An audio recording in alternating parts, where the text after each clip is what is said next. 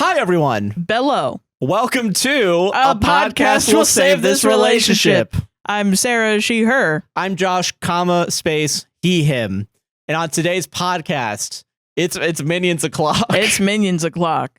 We talked about according to people, the hit movie. Sources are saying best movie ever made. Minions and Monsters. Let's go. Nah, we watched Minions and Monsters and it was all right. That was fine. But we talked about it we didn't even talk about the plot, really. Oh, no, we just kind of talked about Minions.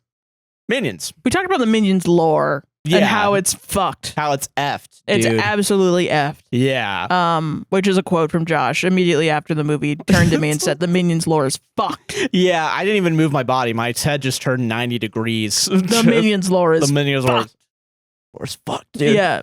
But we talked about that. We also did our Reddit stories as usual. So timestamps. There was not a power outage in the middle of it. Totally wasn't. Nope. For some reason, a power outage that only affected this room. Yep. Every other light in the house was on. The AC stayed on. Totally, this room did not go off on its own. It happened after I said I was bad at improv. And then God smited her. Yeah. And by association, me, which is also fucked up. Hold your head up, queen. Thanks, God. Thanks, God. Yeah. So, again, don't forget to like, comment, subscribe, hit the gosh darn bell, raise 5 stars on Apple and Spotify podcasts, and check out our Patreon, Buy Me Coffee, those websites, APWSTR. Merch links are down in the description. A Bombas affiliate link is also down in the description. Not a sponsored link, but it's an affiliate link, so make sure you don't have honey on or whatever. Josh freaking loves Bombas. I love Bombas. Please, yeah. Bombas actually sponsor me, so I actually earn money, and you pay me back for all the socks I'm going to buy from you again. He freaking loves them. Literally all the money Bombas would give me would go back into buying Bombas. I want to buy their slippers. It's fucked up. Yeah. Ridiculous. Apparently, Bombas send us slippers, please. Bombas send us slippers. And also, mutual aid links are down below inside of our link tree. Please consider looking at it and enjoying this episode, and we'll see you all there.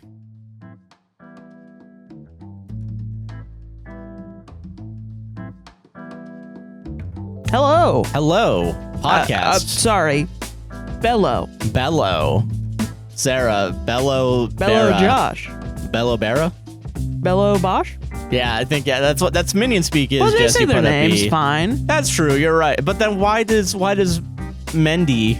Yeah, that is weird. This is what I think is fucked up about Minions lore is that there's no connection. Really is like there's no. It's like they used.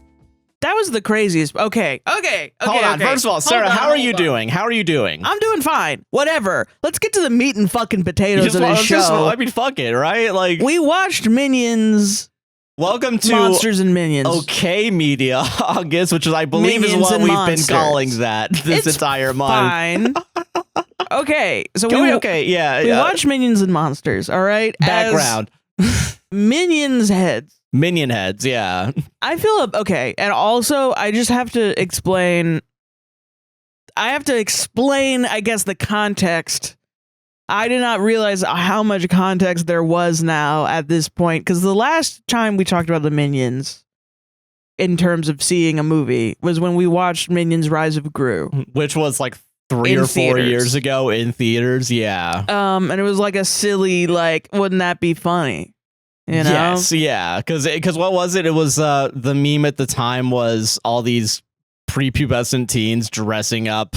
Yes, in suits to go see Minions. Probably because it was like Gentle Minions. Gentle Minions. That's what it was. Yeah, and it was like I think it's because it was around prom, so they all had their suits anyway. So it was like, oh, let's go watch the prom or Minions graduation or something. Some shit. Yeah. So then they would go and watch Minions in their getup, yeah. And it was like around the same time as like the Minecraft movie with Chicken Jockey and stuff. Yeah. So it was like, I don't know, I would prefer the Gentle Minions. Compared to rather than stealing a chicken and fucking beheading it. And like throwing it above your head and stressing the fuck out of a chicken for a stupid reason. I would prefer, sitting in a movie and watching it, in a suit, as opposed to everyone throwing their popcorn and drinks in the air when Jack Black says chicken jockey, that we all lose our goddamn minds. So we watched that, And then the new Minions movie came out, and everyone and their fucking mom was like, this movie's actually really good. People, and apparently, according to Wikipedia, people are saying this is the best movie since the first Despicable Me. Wrong. I'm here to tell you I'm sorry that's wrong. I do disagree with that notion. It's not bad. It's not bad. I don't think it's bad either. I don't think it's a bad movie. I think it's fine. It's okay. It's an okay movie. It is. I mean, it's a movie for kids. You know, it's exactly one of those where it's like, yeah, it's a good kids movie, but I don't know if I even agree because there are probably a lot better kids movies. Oh, 100%. You know? Yeah. It's like, yeah, if you give your kid Paw Patrol and then you go see the Minions movie, you're like, oh my God, this is amazing. Thank God, there's still like, good media out there. Yeah. Yeah. But if you're a Bluey kid or even like a fucking, Peppa Pig kid or something. Yeah, going to the Minions, it does feel it's like, all right, whatever. Kind of whatever, yeah. It's kind of okay. Well, because here's the other thing too, is like, I wonder how far removed we are from the hellscape that was the internet in 2011 to 2020 when it comes to Minions specifically. Yeah. Where I don't think we remember as a society. Yeah. Going on Facebook and then looking at a bunch of people retweet Minions with like Bible passages. Well, and that was like a funny, I guess. The Minions are weird. It's really strange because they started out as marketing for Despicable Me. Like we were talking about this. Yes. With the bar brand song. Yeah, that entire song where it's yeah. And like, because the Minions in the original Despicable Me, were not the main. It was about a supervillain trying to be a dad. just to remind everybody, the original plot of Despicable Me. It was cute. It was a cute. They were like a cute.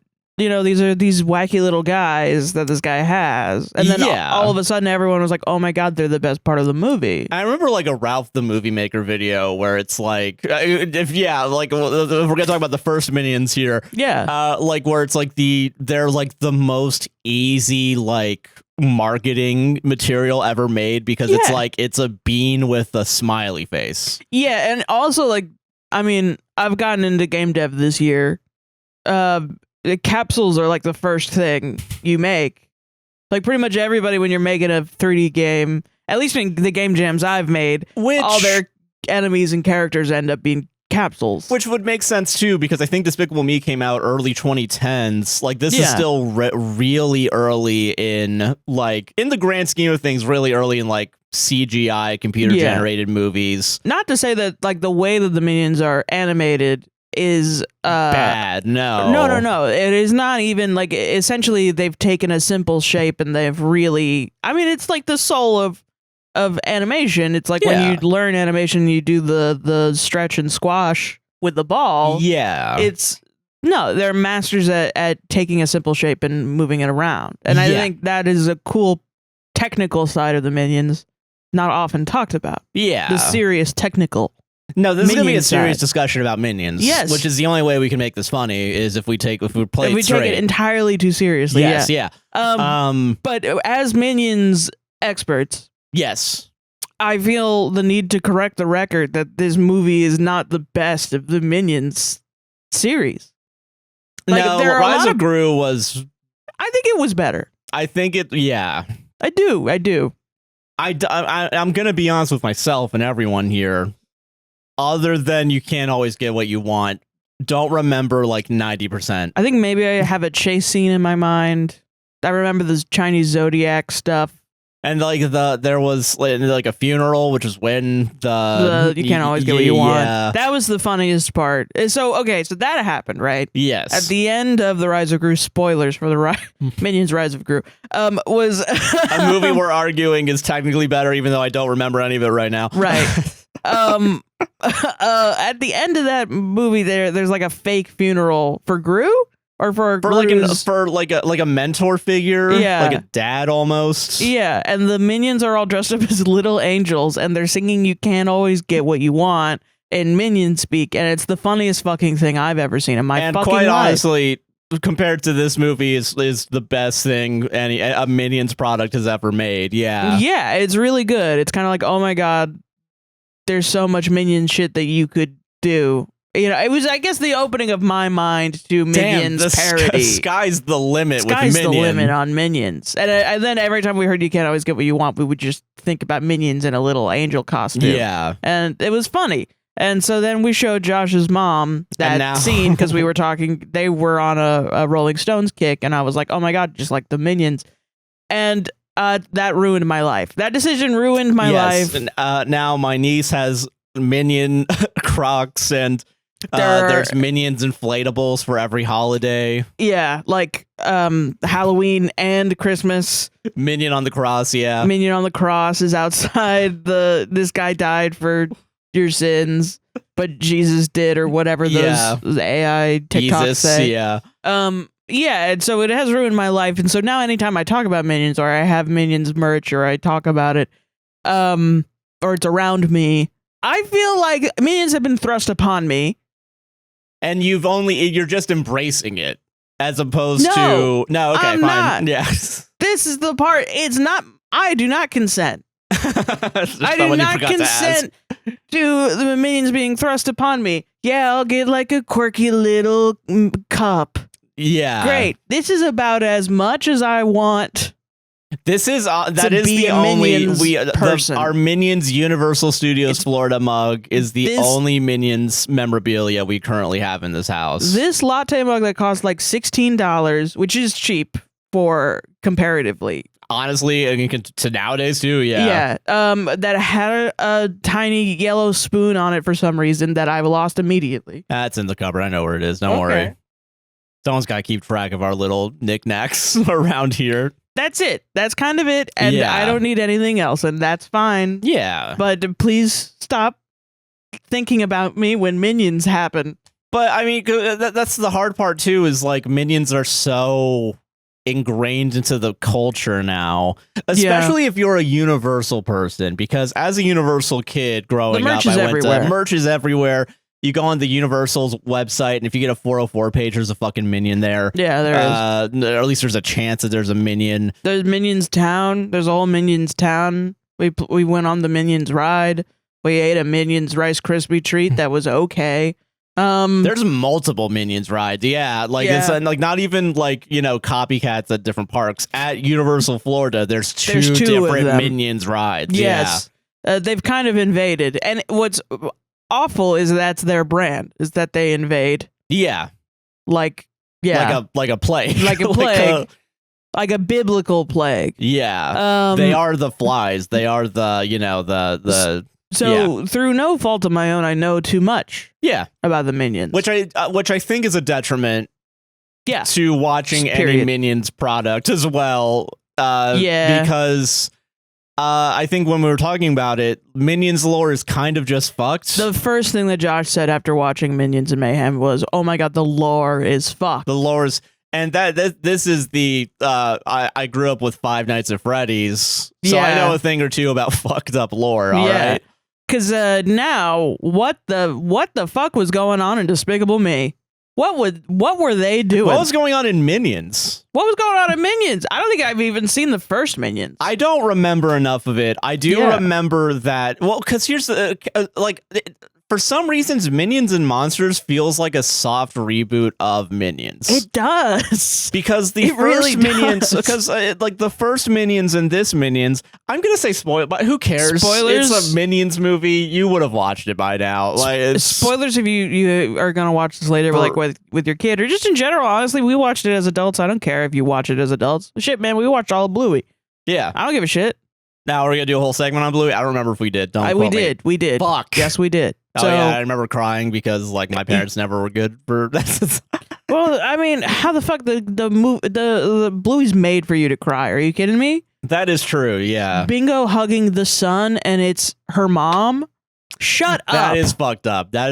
Shut Bluey. your fucking mouth. Yeah. That's crazy. But okay, so spoilers for Minions. But okay, like the first Minions movie has, much like in Minions and Monsters, the 5 to 10 minute montage of all the evil villains that what is it? Well, okay, here's the other problem too. So the timeline.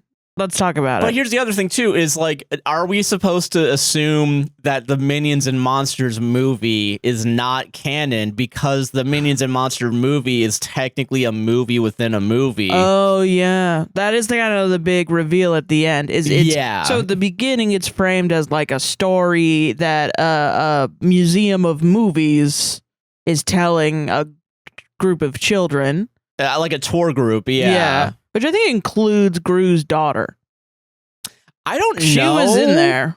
I the closest that I saw was like the old not Russell Brand anymore. Old Coot, whatever the fuck his name is. No, she was there, I'm sure. Really? I'm sure I saw her. I was like, I pogged. I was like, oh, that's her. I think it's like the only one I saw was like the old scientist man. But out of like his... It was the one that was like, it's so fluffy with the unicorn. I did not see her. All right, well, you weren't paying attention like I was, even though I was on my Steam Deck the whole time. Fucking Google it right now, everybody. Hashtag there is no daughter. Not my minions. Not my minions. Yeah, so at the beginning, that's how it's framed, and then at the end, it's revealed that we're all on a film set already, and this is also a film. But then hold on a minute now. Yeah. Because then there's post-credit scenes where they have the book that was in the movie and they were using it to do things that, so like, for example, Gru had a dog as a kid that's like a weird fucked up abomination. But they turned it into the fucked up abomination through with the book. The book that's in the movie that because in the first Minions, it's like, okay, the Minions were Napoleon, so the Minions were, part of like the conquering of whatever, who gives a shit. Right. But in this movie, it's like, the Minions were part of like a cave troll or a mummy, like a giant. Yeah, like an Odyssey-ass giant, like mythical creatures. Cyclops, actually, is what it was. Yeah, Cyclops. And then like a wizard necromancer with the Necronomicon, I guess. I suppose. Which is a big plot point in the rest of the movie. And then there's Jesse Eisenberg as a robot called Dort with a T, I think. Sorry, I'll get it right next time. Please respect Jesse Eisenberg's. It's like just some fucking guy that's a robot alien. But it is actually a robot alien. Yeah, and that's the joke. Because you're supposed to believe that he's not. That is a joke, honestly. I'm not sure that's a joke. Well, because I think the movie plays him off as like he's just a robot who thinks he's from the outside world. See, but that to me is the joke, that the robot alien has to live in LA with his shitty roommate.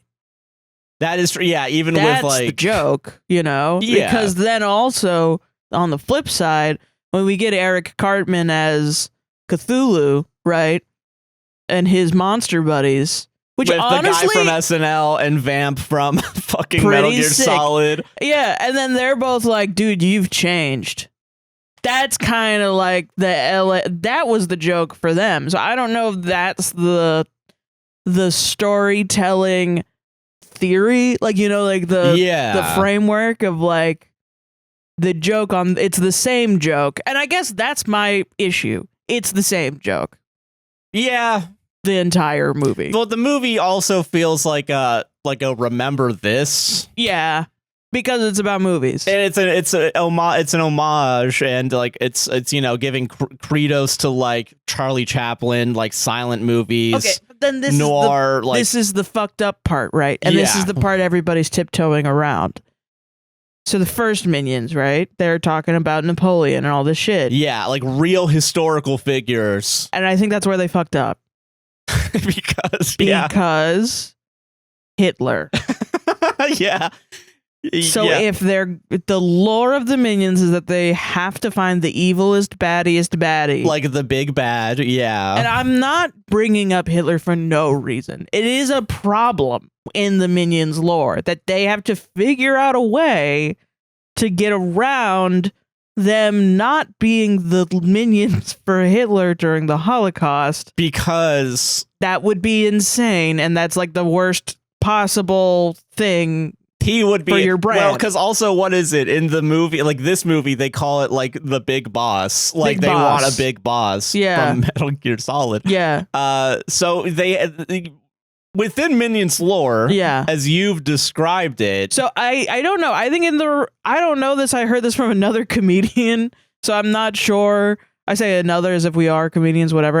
But from a different comedian, I think in the original movie, the original Minions, they're frozen. They are somehow frozen throughout, like they disappear mysteriously during the times of the Holocaust. From the 30s to the 60s. And then they somehow reemerge Which in... I'm honestly going to look it up.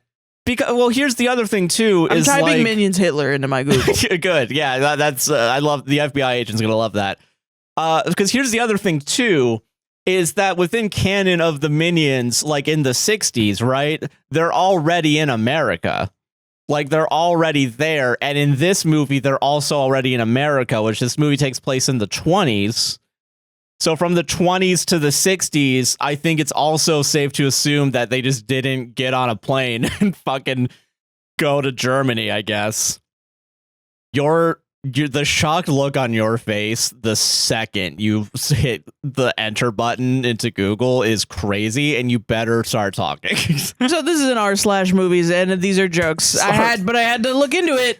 Yes, because I kind of thought it was real. Okay. Yeah. So this is r/movies. I guess you get a bit of Reddit here. You're welcome. This is 5 years ago.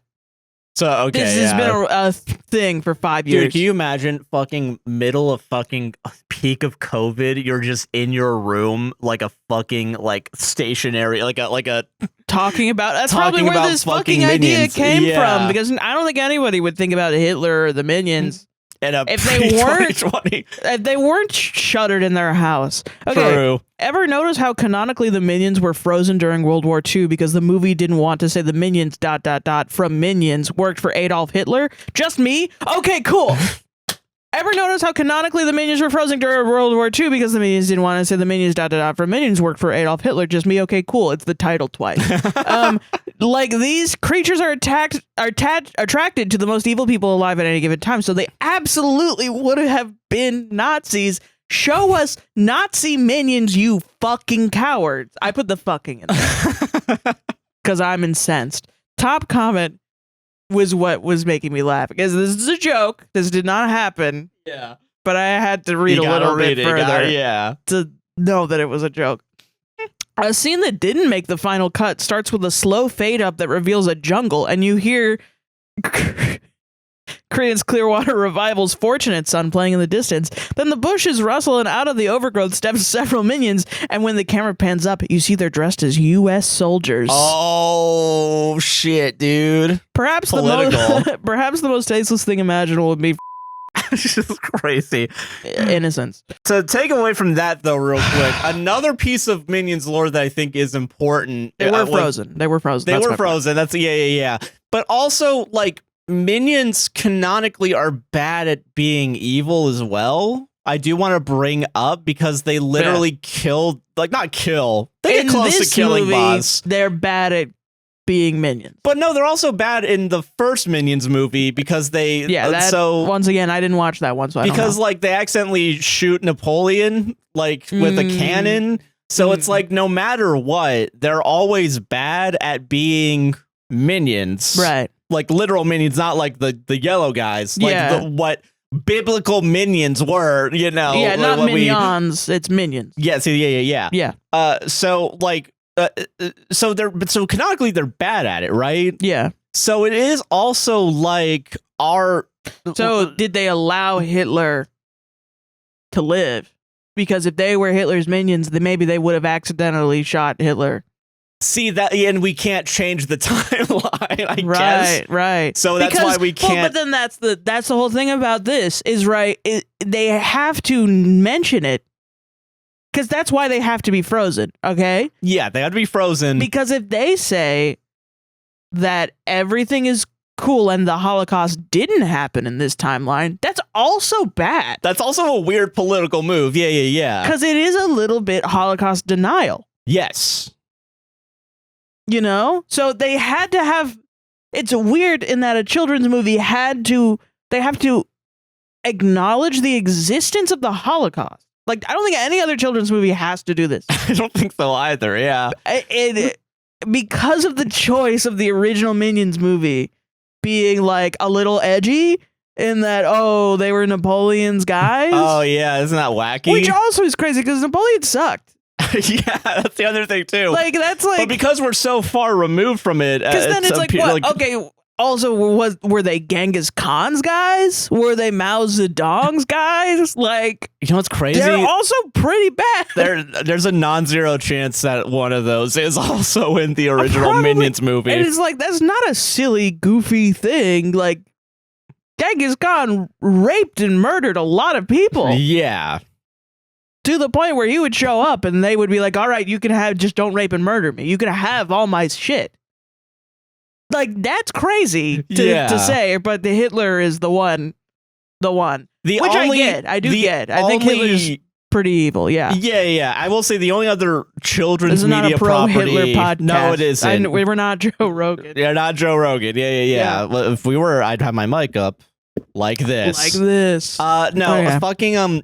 The only other children's movie I think has something similar is Cars, because canonically 9/11 had to have happened in Cars for them to have the airport. Yeah. You have to take your tires off at the airport. Yes. Yeah. And again, that's the other thing too that I think is interesting is like two different studios, two different movies. That's even crazier to me because that's a one-off joke that you don't have to do.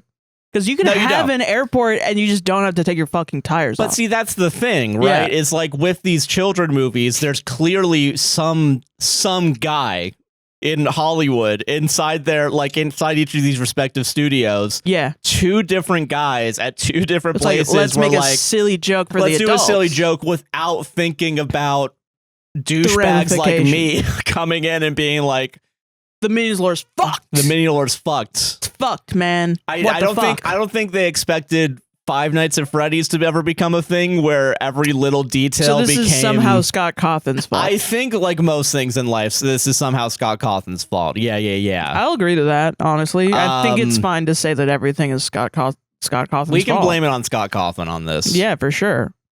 Is there a fucking Five Nights at Freddy's theme park opening up or something? Yeah, there's a restaurant in New Jersey. Because here's the thing. The guy that's opening it is like, the food's going to be amazing, and everyone's upset, I think. I've seen like some Tumblr posts that are like, that's not how it works. It shouldn't be good. It should be bad. Yeah. Could you imagine going to like the Five Nights at Freddy's, New Jersey? We went above that real quick. New Jersey restaurant, and it's the best food you've ever had in your life. It's the best food. It's like artisanal, like fucking what is it, Neapolitan with the oil drizzle and like just the spots of mozzarella cheese. Wood fire, man. I would also be pissed off from a lore standpoint. That's not what this is. That's not what this is supposed to be. No, there should be a microwave back there. That's exactly what the post said. Was they microwaved like day old pizza that they left out overnight.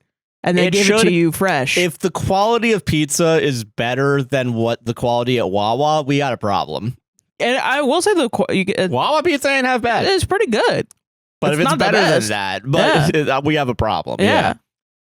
Minions. Anyway, Minions. Yeah. So there's that issue, the Holocaust issue. Now, they decide to do a movie about movies.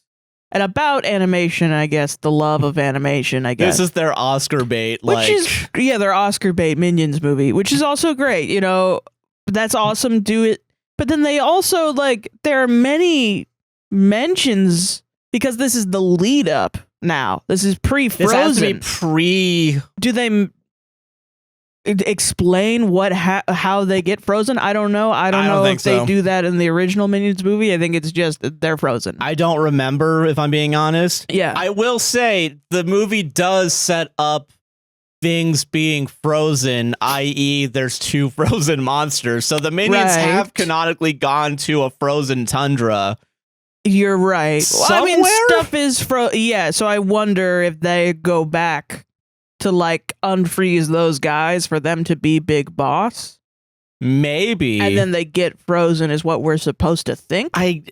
But then those monsters are not there anymore. But the problem with setting it in this time frame of like the 1900s to the 1930s is that they have to mention things that are the run up to World War II, like assembly lines and Henry Ford and like which you're forced Charlie to Chaplin. because you're talking about Charlie Chaplin and like Charlie you know Chaplin has the Hitler mustache. I'm not trying to like that's crazy. It's like Hitler is around. Yeah. So I guess maybe the movie is like they're not. So like Hitler exists, and Charlie Chaplin is making fun of Hitler by pretending to be Hitler and making him look stupid, and that's how we know what Charlie Chaplin looks like because that's his most iconic role. Yeah. So they have to show Charlie Chaplin with the Hitler mustache, even if it's not necessarily in that role. It's in the like the gears and the like the assembly line, whatever. Yeah. So this movie, the problem that they have to solve is that they have to find a villain that's more evil than Hitler, which is Cthulhu. I think. I don't want to be put gun to my head, shoot me 3 times. Which I don't want to. But I do think also if we're going to be making cult, I think it's hard to escape, Well, here's the other thing too. We're not talking about things that explicitly do happen in the movie. Yeah. Like the fact that we know that women don't have the right to vote in this movie. That is a point in the movie that's a plot point that is kind of like not resolved. Other than getting the robot gets the girl. Yeah, so the robot Dort meets a woman that is it's protesting a suffragette for women's suffrage, and then she falls in love with him because, well, to be fair to the movie, it's because she immediately says he's cute. That is true, which is a little, I mean, but because he's kind of dorky, and he also knows his emotions, and he is canonically. He is anti-patriarchy because he is just like, dude, these other men suck. But he doesn't give a shit, though. He doesn't give a shit. He wants to conquer the world. He Who wants cares? pussy. He wants puss and he wants the world. Yeah. He thinks men and women are equal because they both will serve under him. Right. Bisexual king is what I'm learning. I get. Well, okay, that's another part that we'll get into in a second. That'll be probably the majority of this conversation. But then my issue is that the rest of the movie, all of her characterization is in context to her relationship with Dort. Yes. The Minions doesn't pass the Bechdel test. I know the Bechdel test, the creator of it expressed distaste at it because people use it, blah, blah, blah. As it a was short a joke. yeah. I'm also using it as a joke. So we can all calm down, is all I'm saying. The O'Hearn test, mentioning the Bechdel test in your movie review. Trigger people that know this one very specific trivia fact about the Bechdel test. Exactly, yeah. Get triggered. Ew. I'm sorry I said that. Anyway, so I felt like that was kind of wild. Like the movie does a lot of things that's like, this is a very serious subject. Forget about that. Forget about that shit, dude. But not in like the fun Minions way of like, we're being a little bad. It's like just... Yeah, because they have to focus on... Because the Minions, okay, plot-wise. Yeah. Like even in the first Minions movie, it wasn't... Like the Minions, I guess, were the main character, but they had to have human characters around it. Crazy thing I also learned recently in the first Minions, and I forgot about this, the supervillain that they want to be the big boss, canonically, I guess, is the first female supervillain. Okay. In the 60s, 70s? Right. So also they are making a point of, in the first Minions movie, about sex, I guess? Yeah. I don't know. I honestly don't know. I would need to go back and rewatch it. Like the Minions. So, okay, I don't know. The Minions are... The morals of the Minions, I feel like you can't really... Do they exist? It's a mess. It's just a fucking mess. Do they have morals, or do they just live to... Are they destined to be just subservient to whoever they determine to be big boss? And it's so interesting, like, philosophically, because they are a community, right? The Minions as a whole. Yeah, they are also all individuals. But they are individuals in a community. But they do act like a hive mind 9 times out of 10. Well, I would argue not a hive mind, because most of the slapstick is them beating the arguing shit out with of each other. Yeah. So, like, if they were a hive mind, they would just agree. That is true. Yeah, it's not a pluribus. It's not a pluribus. Like, the minions are not. Can you imagine in Minions world if pluribus happened? Dude, If they all got a fucking a virus that caused them to be a part of a big alien hive mind. Let's do a sidebar real quick, but let's go deeper onto this. Yeah. So in pluribus, right? Yeah, like right. everyone's memories are each other's memories, Connected, right? Yeah. But because there are so many minions, Right. how much of the new hive mind collective Would is be going to be minions. tainted by minions? Right. Yeah. Would that cause them to then be Mostly minion coded. Like, people would be minion coded. Yeah. Yeah. Like, would they even be able to get to the point of, at the end of Pluribus, spoilers for Pluribus also, Right. would they get to the point where they're like, we have to send out this genetic code to the cosmos, or would they To build this. sometimes every once in a while punch themselves in the face Well, then because these- they're minions? You know, these are the questions that Pluribus asks that doesn't answer, because I think maybe that's not the point of the character-driven TV show Pluribus. But when we bring in a non-character driven force that is minions, Yeah. we now have to ask these questions. Yeah. Well, it is. Well, I think these are questions that you could ask yourself if you are watching Pluribus. Is how many aliens are a part of the hive mind, and are these people connected to the alien hive mind as well? True. Yeah. Which is probably true. So, like, say, like, it came from aliens that were more like dolphins in a complete underwater planet. So, are these people acting like dolphins in a human way? But since also, the interesting thing is that dolphins are smart. Right. So would dolphins like? So, I mean, is that why everybody got really smart all of a sudden? Yeah. You know what I mean? Is Like, if it were a purely Earth and human hive mind, would we be a lot dumber? Interesting. Yeah. I know, it is interesting. But it is like, okay, they're a intelligent species figuring out, like, because I will say when they started, there wasn't as many people. They did get people that were intelligent, but it wasn't like they all could just take over the planet completely. So Yeah, it was a slow, that process. is something I've never thought about. Thank you, Minions, about Pluribus. Weirdly enough. But So okay. I do think, but I think maybe there's enough aliens to outnumber the Minions as well.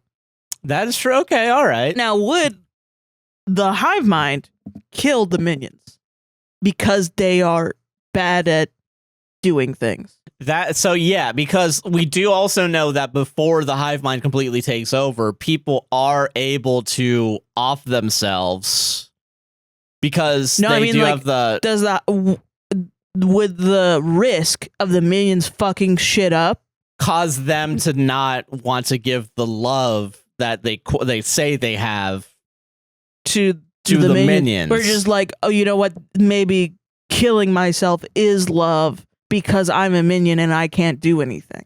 See, because here's the other thing, Because too. otherwise I would just be a big mouth to feed. Well, here's the other thing, too. Are minions close enough to humans to become part of the hive mind? Because we know that animals don't become part of the hive mind. True, because they are kind of separate. Yeah. But then, in the movie, they take a very laissez-faire. The minions take a very laissez-faire vibe of like, these are children, these are animals, these are creatures, these are people. They're actors, or they're animals, or they're children, or they're people. So it's like, it just doesn't. They're kind of anything that they need to be. They need to be, yeah. Damn. I don't know. But I mean, honestly, weirdly, similar themes in Pluribus and Minions, because it is like, these are a new species and people develop bonds. Yeah, true. With the minions. As if they are humans. And also sometimes do understand minion speak. And sometimes they don't. Which does go down how much, what's the minions saying about the nature of humanity to be xenophobic? Because they do not. Right. That is another part of thing. Yeah. Because well, that actually is a part of this fucking It is a part of this stupid-ass fucking movie, yeah. Because because they start early enough to where silent films were a thing, Minions become popular because of the silent films. In their slapstick comedy, they did really good in like. But then they add in a black and white films. Worst thing to ever happen to humanity: sound, microphones. Yeah, and then they're like Bello toots or whatever they Bello say. Toots. Bello boots. Yeah. So like I don't give a below. I don't give a below. Yeah. And then they're thrown out of the industry because they're nobody knows what they're which is also saying. isn't that the plot of the fucking Artist, the 2012 movie that won all those Oscars because it was about movies? Maybe. Probably. I think it was, yeah. Fucking this movie fucking I mean, it was a really common thing. Yeah, so whatever. Sorry, just this movie's stealing from everything, I guess. Yeah. Yeah. So okay, yeah. So then that is pretty crazy because then everybody's like, what the fuck, you're not speaking perfect English. And now we're going to lose millions. You're fired. Yeah. And then they go bankrupt. They go bankrupt. The Minions go bankrupt in this movie. Yeah. They immediately get evicted from their mansion that they got from being silent. Like the director character feels bad for the Minions. He gives them a camera that his father gave to him. Yeah. Because he believes in well, because he's also is he also an immigrant because he has a German fucking accent because he's Christopher Waltz, whatever his name is. I don't know, is it German? I guess. What's his national? I mean, he played a German once in one movie, and I really honestly I don't know. Christoph Waltz. But he very well could be a German immigrant. Honestly, could be. But we're tiptoeing around the real meat and potatoes of this story. As we say, this is like Austrian German. Okay. All right. So yeah, canonically, yeah. Yeah. So we're tiptoeing around the real shit about this, right? Yeah. Gay Minions. So the protagonist minions of this story are in a gay relationship. For sure. 1,000%. 1,000%. I can read between the lines. History will call them friends. Yeah. But they're gay. And the movie makes a point. Honestly, it's not just they're friends. There's a point where like they're celebrating together for something, and they're then like hugging, they hug, and then they have to stop themselves and then be like, it's like it's out of Brokeback Mountain, straight up. Yeah, kinda. Where they're like, oh no, we can't do this. But then like they're still always together, and they also sleep together. They sleep and cuddle together. So okay, is it okay? But here's the thing now. So now this throws a wrench into everything that we've said. See, here's the other thing too. Are Minions canonically a single gender, which we are determining to be male in this moment, or are Minions technically non-binary? Well, they give each other like male Christian names. That is true. I mean, like, what is it? It's like, I was gonna say Aaron. Like no. Like fucking what? It's Ed. It's Ed. It's Henry. Ed, Henry, and is it J, right? I don't know, fucking because it's not the three normal ones too. These are the different Minions. These are different ones. These are three different Minions because it's Bob, Stewart, and Kevin are the main ones that everyone knows and loves. This is a new trio. Which I would argue is like, so how do the Minions procreate? Because then are they not around yet? Well, here's the thing. Okay, so here's the other thing too is like Minions. What's the lifespan of the Minions? How many Minions are there originally? Because the only way I've ever seen new Minions get created is through the Universal Studios theme park ride where you get turned into a Minion. Yeah, it's like and I said this legitimately. This is how the original rules is written. How Dragonborn people were made in D&D 5, D&D. Was that if you were a human being and you loved dragons so much you were going to become a dragon and then you had to give up your ability to have children. Yeah, which is actually it was a thing. James, Henry, and also Ed, and also let's not forget our favorite one, Dick. Yeah, Dick Richard at your service. But also James, Henry, and Ed. Is Ed like Ed Woods? As in, like, the director, Ed Woods? Possibly. And then James Woods. Can you imagine? James Woods. That'd be crazy. Henry Woods. I don't know. Like, are James and Henry also director? Like, OG Probably. director? At some point, they brought up Humphrey, the name Humphrey, and I immediately thought Humphrey Bogart. Yeah. I don't remember. That might have been just a character name, like in a fake movie inside the movie. I think someone accidentally called Henry Humphrey. Possibly. I think that's what it was. Maybe. It's like, oh, Humphrey, you're so silly. Like Eric Cartman's character calling Henry Humphrey or something. Yes, because also we do constantly, Eric Cartman does mispronounce one of their names because he doesn't give a shit. Yeah, doesn't give a fuck if they he's live or a die. little manipulative bastard. Yeah. Okay. So yeah, But Henry gay minions. Sorry. yeah, getting back to gay minions. Henry and James are gay. Yes. They're a couple. Yeah, 100%. Ed is also Disabled. yes. He is hard of hearing. Yes. I believe. And to communicate with Ed, they create, I assume, American Sign Language. Some version of sign language. Because there are multiple languages, but they create sign language. The concept of sign language. Because also when Ed goes to America, when we see them in America for the first time, he is able to communicate with others in America immediately. Yeah. So once again, it's in the just clusterfuck of morality. At knowledge, like, you know, like what do the minions know and not know? Like what's their deal? Is everything they do bad? Is everything they do good? Because they're killing bad people. And they're also creating disability aids, and they're also gay. They're also gay, and they are also technically pro-women voting. Technically. And honestly, two roads diverge on a yellow wood. Two groups of yellow minions diverge in this movie, where one of them wants to do Big Boss, and the other want to create movies. Yeah, the three that we've said. What is it? Ed, Henry, James. They go off to make movies. That's what they want to do. And Dick takes all the other minions to find Snake. Big Boss. Yes. Yeah. I'm gonna say Snake from here on out because Big Boss is annoying the shit out of me. That they fucking say that. Which ends up being Dort. Which is Dort. There you go. Yeah, Dort. They go to Dort. They thinking that he'll be the big boss, but Dick is a little suspicious because Dort just seems like a guy. Yeah. He seems. I guess Dick. Which, by the way, they say his name is Dick. We're not calling him Dick because his name is Richard in the film. They also confirm it as well. A lot of times they say the bastard word too. They say bastard. Which I guess bastard is kind of acquainted comparatively to how it was in the 20s. Yeah, but it is wild. So okay, yeah. So but like Dick is not. Dick's like an asshole. Dick's an asshole. That's why everyone's mad at Dick. At one point, they gang stalk Dick, they beat shit out of him. Every single minion beats the fucking lights out of Dick. It is crazy. It is crazy, and then they all just go back to normal afterwards. Yeah, for some fucking reason, which shows the strength of community within the minions. True. Yeah. Oh no, because they think they find a new big boss because they're in the desert, and then there's their mummy. Film. Yeah. Well, not the mummy, the bank robber.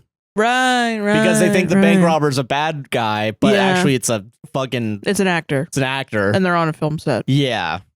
Which made I clocked it because it was like, okay, what's the time period? Because they kept introducing technology. And they also brought in like British bobbies as security. It was just like a really airplane man. I was like, this looks like the Universal Studios theme park where you walk around and it's a movie set. Yes, yeah. That's what this looks like, literally. And then you see the skyscrapers and you're like, oh, it's Hollywood. Okay. Yeah. And it's the water tower falls over and classic. Yeah, classic stuff. Remember we said this was gonna be a short discussion? Yeah. It's starting to get it a little long. But so they're all following Dort, and then Dort is like, our directive has changed from taking over everything to getting puss, dude. You know what I'm saying? Dating this one woman.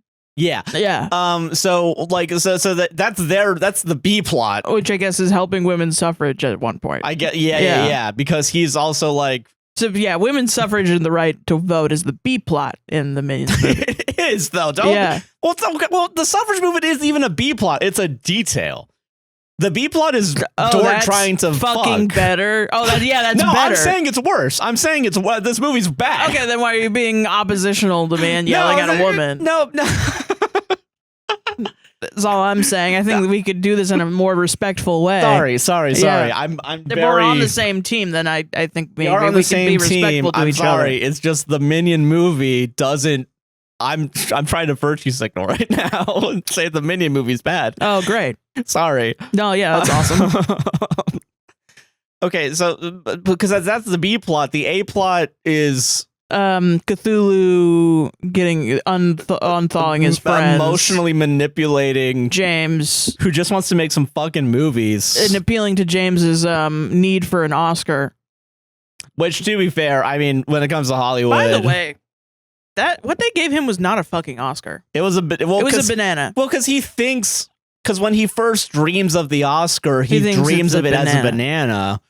So then he just gets a banana award from Henry, the love of his life. Right. Which I guess that's the real reward. I guess. But it is also like, so where's his Oscar though? You know? Yeah, does he... Did he get one? He deserves one. Yeah. He made he created movies. Or is the first Oscar A banana. But that wasn't the Oscar when he gets the disagree, awards. though. You know what I mean? Because the Oscar. So okay, now this is my biggest problem is they start off by saying like movies all started because of James and Henry, and then there already is a thing. Yeah. When James and Henry find out about movies, But so they fucking weren't. Yeah, because all they did was make one movie. Yeah, and it was like kind of a mess. Or is To be it supposed to? Okay, so is that supposed to be then? They made the coolest movie that made everybody like, oh shit, I want to make movies. Where, yeah, because then the movie that they also made was guerrilla film style making, almost a documentary. So they were doing new shit. They didn't film it on the backlot, except for the parts where they did. Yeah. Which, whatever. They happen to be on the backlot. They happen to be, yeah. It's an improvise, like there's no script to it. There's just index cards with drawings on them which, by the way, felt very similar to like a like, are they saying that this is like a Steven Spielberg-esque, like they're Steven Spielberg-esque filmmakers? Like I get, but like the only real Steven Spielberg reference is E.T. Yeah, and the only director we actually see in the movie is George Lucas, which is funny. It was a little funny. I'm not gonna lie. Yeah. So, went on a little long, but yeah, you know, yeah, whatever. Yeah. So, but I will say I don't think it is kind of like I expected him to get an Oscar and he got a banana. Yeah, because also when he gets the banana award, it's not at the Oscars; it's at like the premiere of his movie. Yeah, maybe the real Oscar is the love of my life that I found along the way. Fucking bullshit is my point. He also deserves a fucking Oscar. He does deserve an Oscar. I agree. We went through this whole fucking story and he didn't even get one. Well, that's the other thing too, is like for a film so focused on movies, we don't even know what the movie is, unless it's literally what we're watching right now. Yeah, because the movie that he's making is the name of the film, Minions and Monsters. Yeah, or Minions y Monsters. Yeah, as it was in our copy. Yeah, legally acquired copy. So.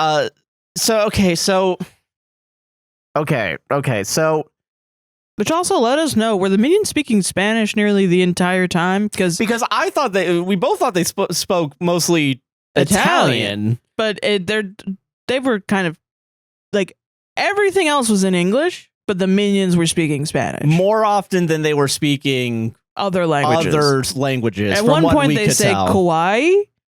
Yes, they do. Yeah, but at other points in times they're saying Spanish words. They're saying like "y gusta," you know, like you like, you know, "te gusta," "para mí." Yes. And so I was like, damn, they really speak a lot of Spanish in Minions. And I will say 30 minutes in, because then the Minions and Monsters that James creates has Minions y Monstras. Yeah, as opposed to Minions and Monsters. But then later on at the film festival, when it's premiering the movie, it is Minions and Monsters. I don't know. And the credits were in English, but then like because okay, maybe we didn't get it in English because of how confusing Amazon is. Yeah, right. Wink, wink. Wink wonk. Wink wonk. You know, Yeah. maybe I got the wrong version, but it was still all the original voice actors and like nothing else. Like I don't know. No, yeah.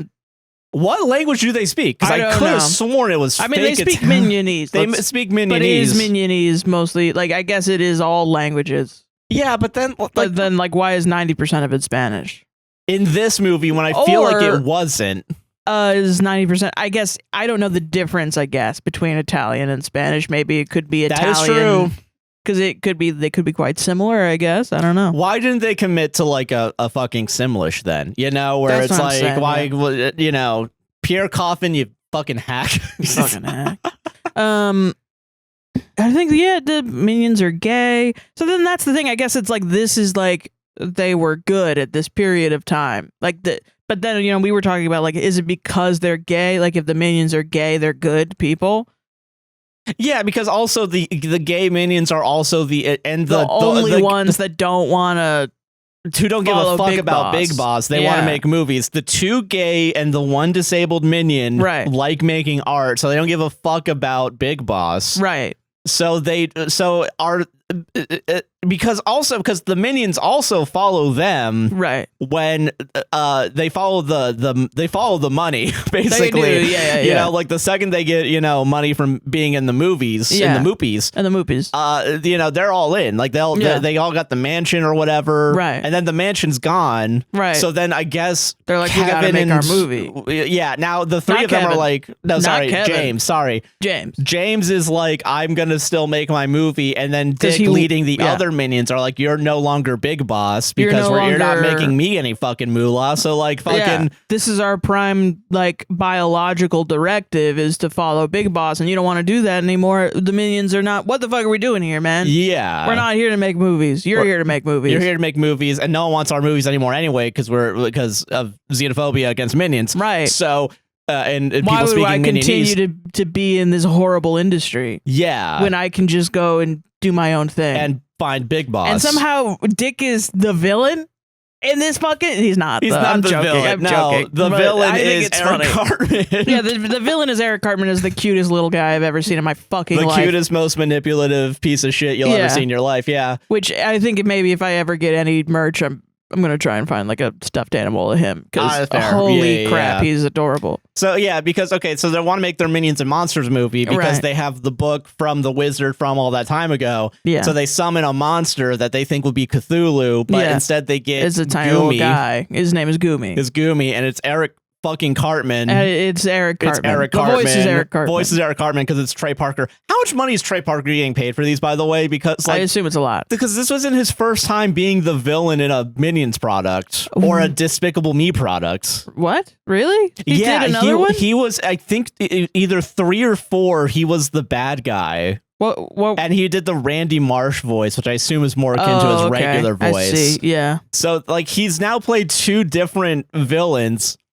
I think he has a kid. Does he have a kid that loves Minions? Probably. That's probably what it is. Yeah. That's what I assume any of these guys, like I assume they all just have kids that love this, But that's fine. I feel like do that. I think that's Fine, kind of the whatever. only Make that thing. bag. Whatever. I actually kind of prefer that it's a voice actor that is like really good at doing voices. Because I will say, I mean, the Eric Cartman, it's not fully Eric Better Cartman. than Jeff Bridges. Better. Listen, Jeff Bridges tried his damnedest, okay? Jesse Eisenberg did a great job. Jesse Eisenberg did really good. Allison Janney, I think, for how little she is in it, too, I do think did a good job as well. Yeah, I think she did great. Christoph Waltz did a good job. Yes, he did as well. Pretty much the only one that stood out like a sore thumb was Jeff Bridges. Well, because also they gave Jeff Bridges the twin role, Yeah. which I don't think helps that they just were like, fuck it, give him 2 different voices. They could have done the Sitters thing and just like made it just slightly different, but for some reason it's completely different. it's completely different because you gotta have the bad brother and the good brother. And you don't though. Yeah, It's the thing. You could have had one big bad guy because you wanted the which, by the way, not Big Boss. That doesn't ping off Big Boss. I don't know. Yeah, I think it's because they have that fucking little twerp of a brother that's too nice. Well, I think it's because maybe that's why. Yeah. Because there one needs to be brother's a negative. mean, Yeah. but then like yin and yang. So, but then I think that's cowardly, honestly, because I think Minions could have made themselves a moral stance of, you know what, who's the worst? Who's worse than Hitler? Movie executives. Which, and then they look at the camera and they say, yeah, Hollywood, here's a mirror. Yeah. Hey, society, here's a mirror. I think that would have been awesome. Minions movie. Yeah. Sorry. So Yeah. Christ all fucking mighty. Anyway, the minions get played. They get played. The two gay and the one disabled get played by Gummy Goo, and Bobby Moynihan and Vamp from Big Boss is they want to eat the minions but they can't, because they gotta bring Alice, right? What's her Irene? It's just a big old blob with eyes. Yeah. And this is where the movie really goes off the rails. Like, all this logic is like, and then Irene shows up and just starts to eat everything, and then it's like, I don't even know what happens anymore. At this point, like, they get stuck in Irene, and then they gotta blow a hole out of Irene, and it just turns into a bunch of just slapstick, what's going on? Yeah, because also it's like, why didn't Gummy Goo just do his plan of world domination the second like he was able to? I guess because he didn't have the book. I guess James had the book, right? Yeah, I guess, and that because they needed the book for the movie. Just takes over the book. Yeah, you know what I mean. I guess it's just under like, the guise of it being a movie. Let me hook up my pals.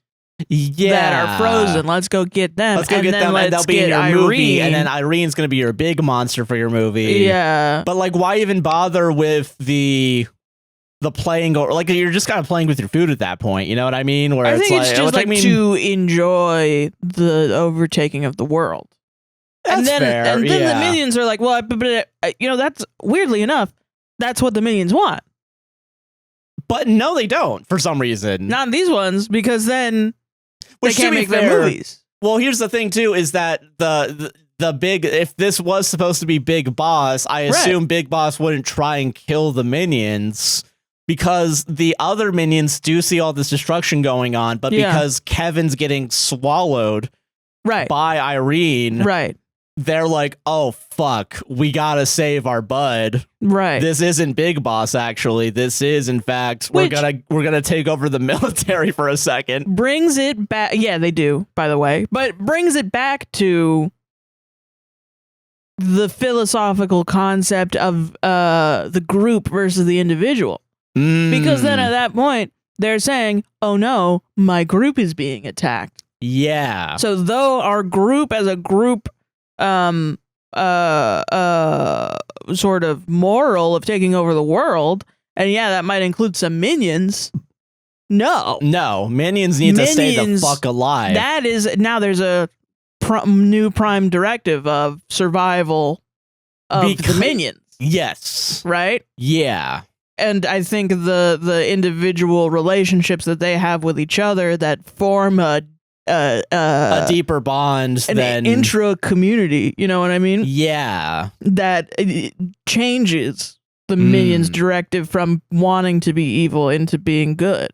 Yeah. Or necessarily doing anything that they can for their friends. Yes. So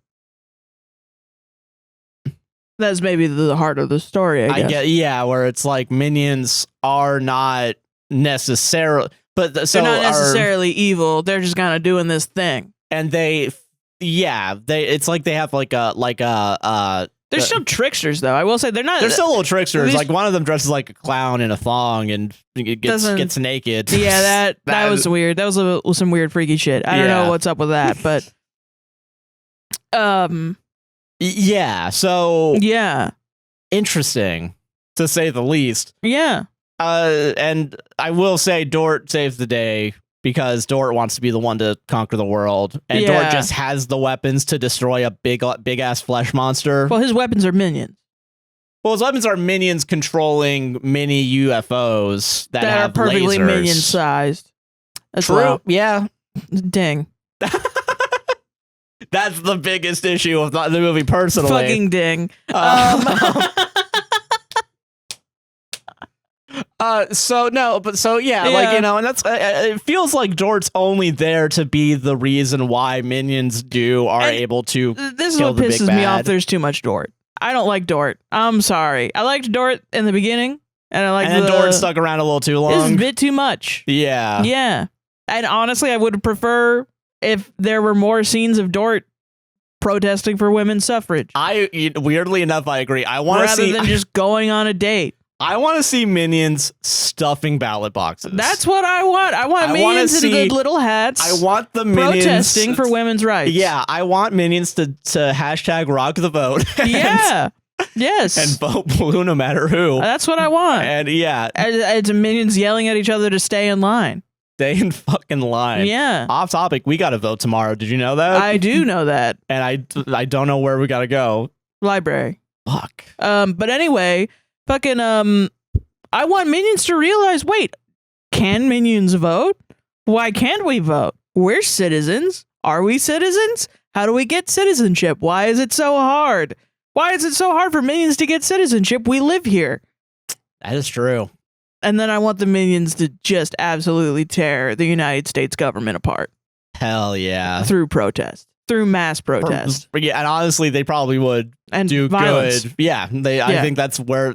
That's kind of where they shine. I will say throughout the movie, there are multiple points where it's like, okay, minions do violence. If they're being violent, they're awesome at it. They're going to kill. If they are just following blindly, they're bad at it. Yeah. But if they have a violent intent, they will grab the chainsaw and chainsaw some shit up. Yeah. Probably why they're good with Gru, because Gru's more good at, like, organization. Yeah, and more like, all right, guys, go kill someone.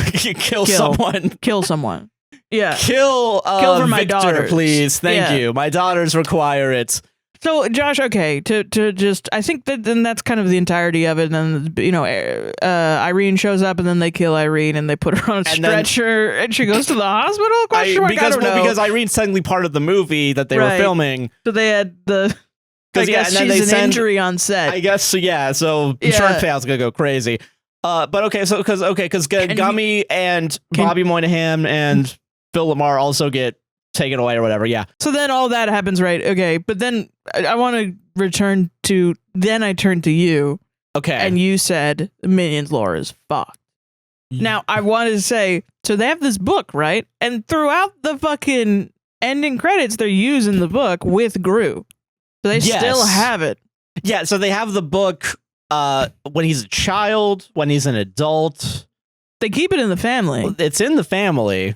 So why the fuck couldn't they steal the moon?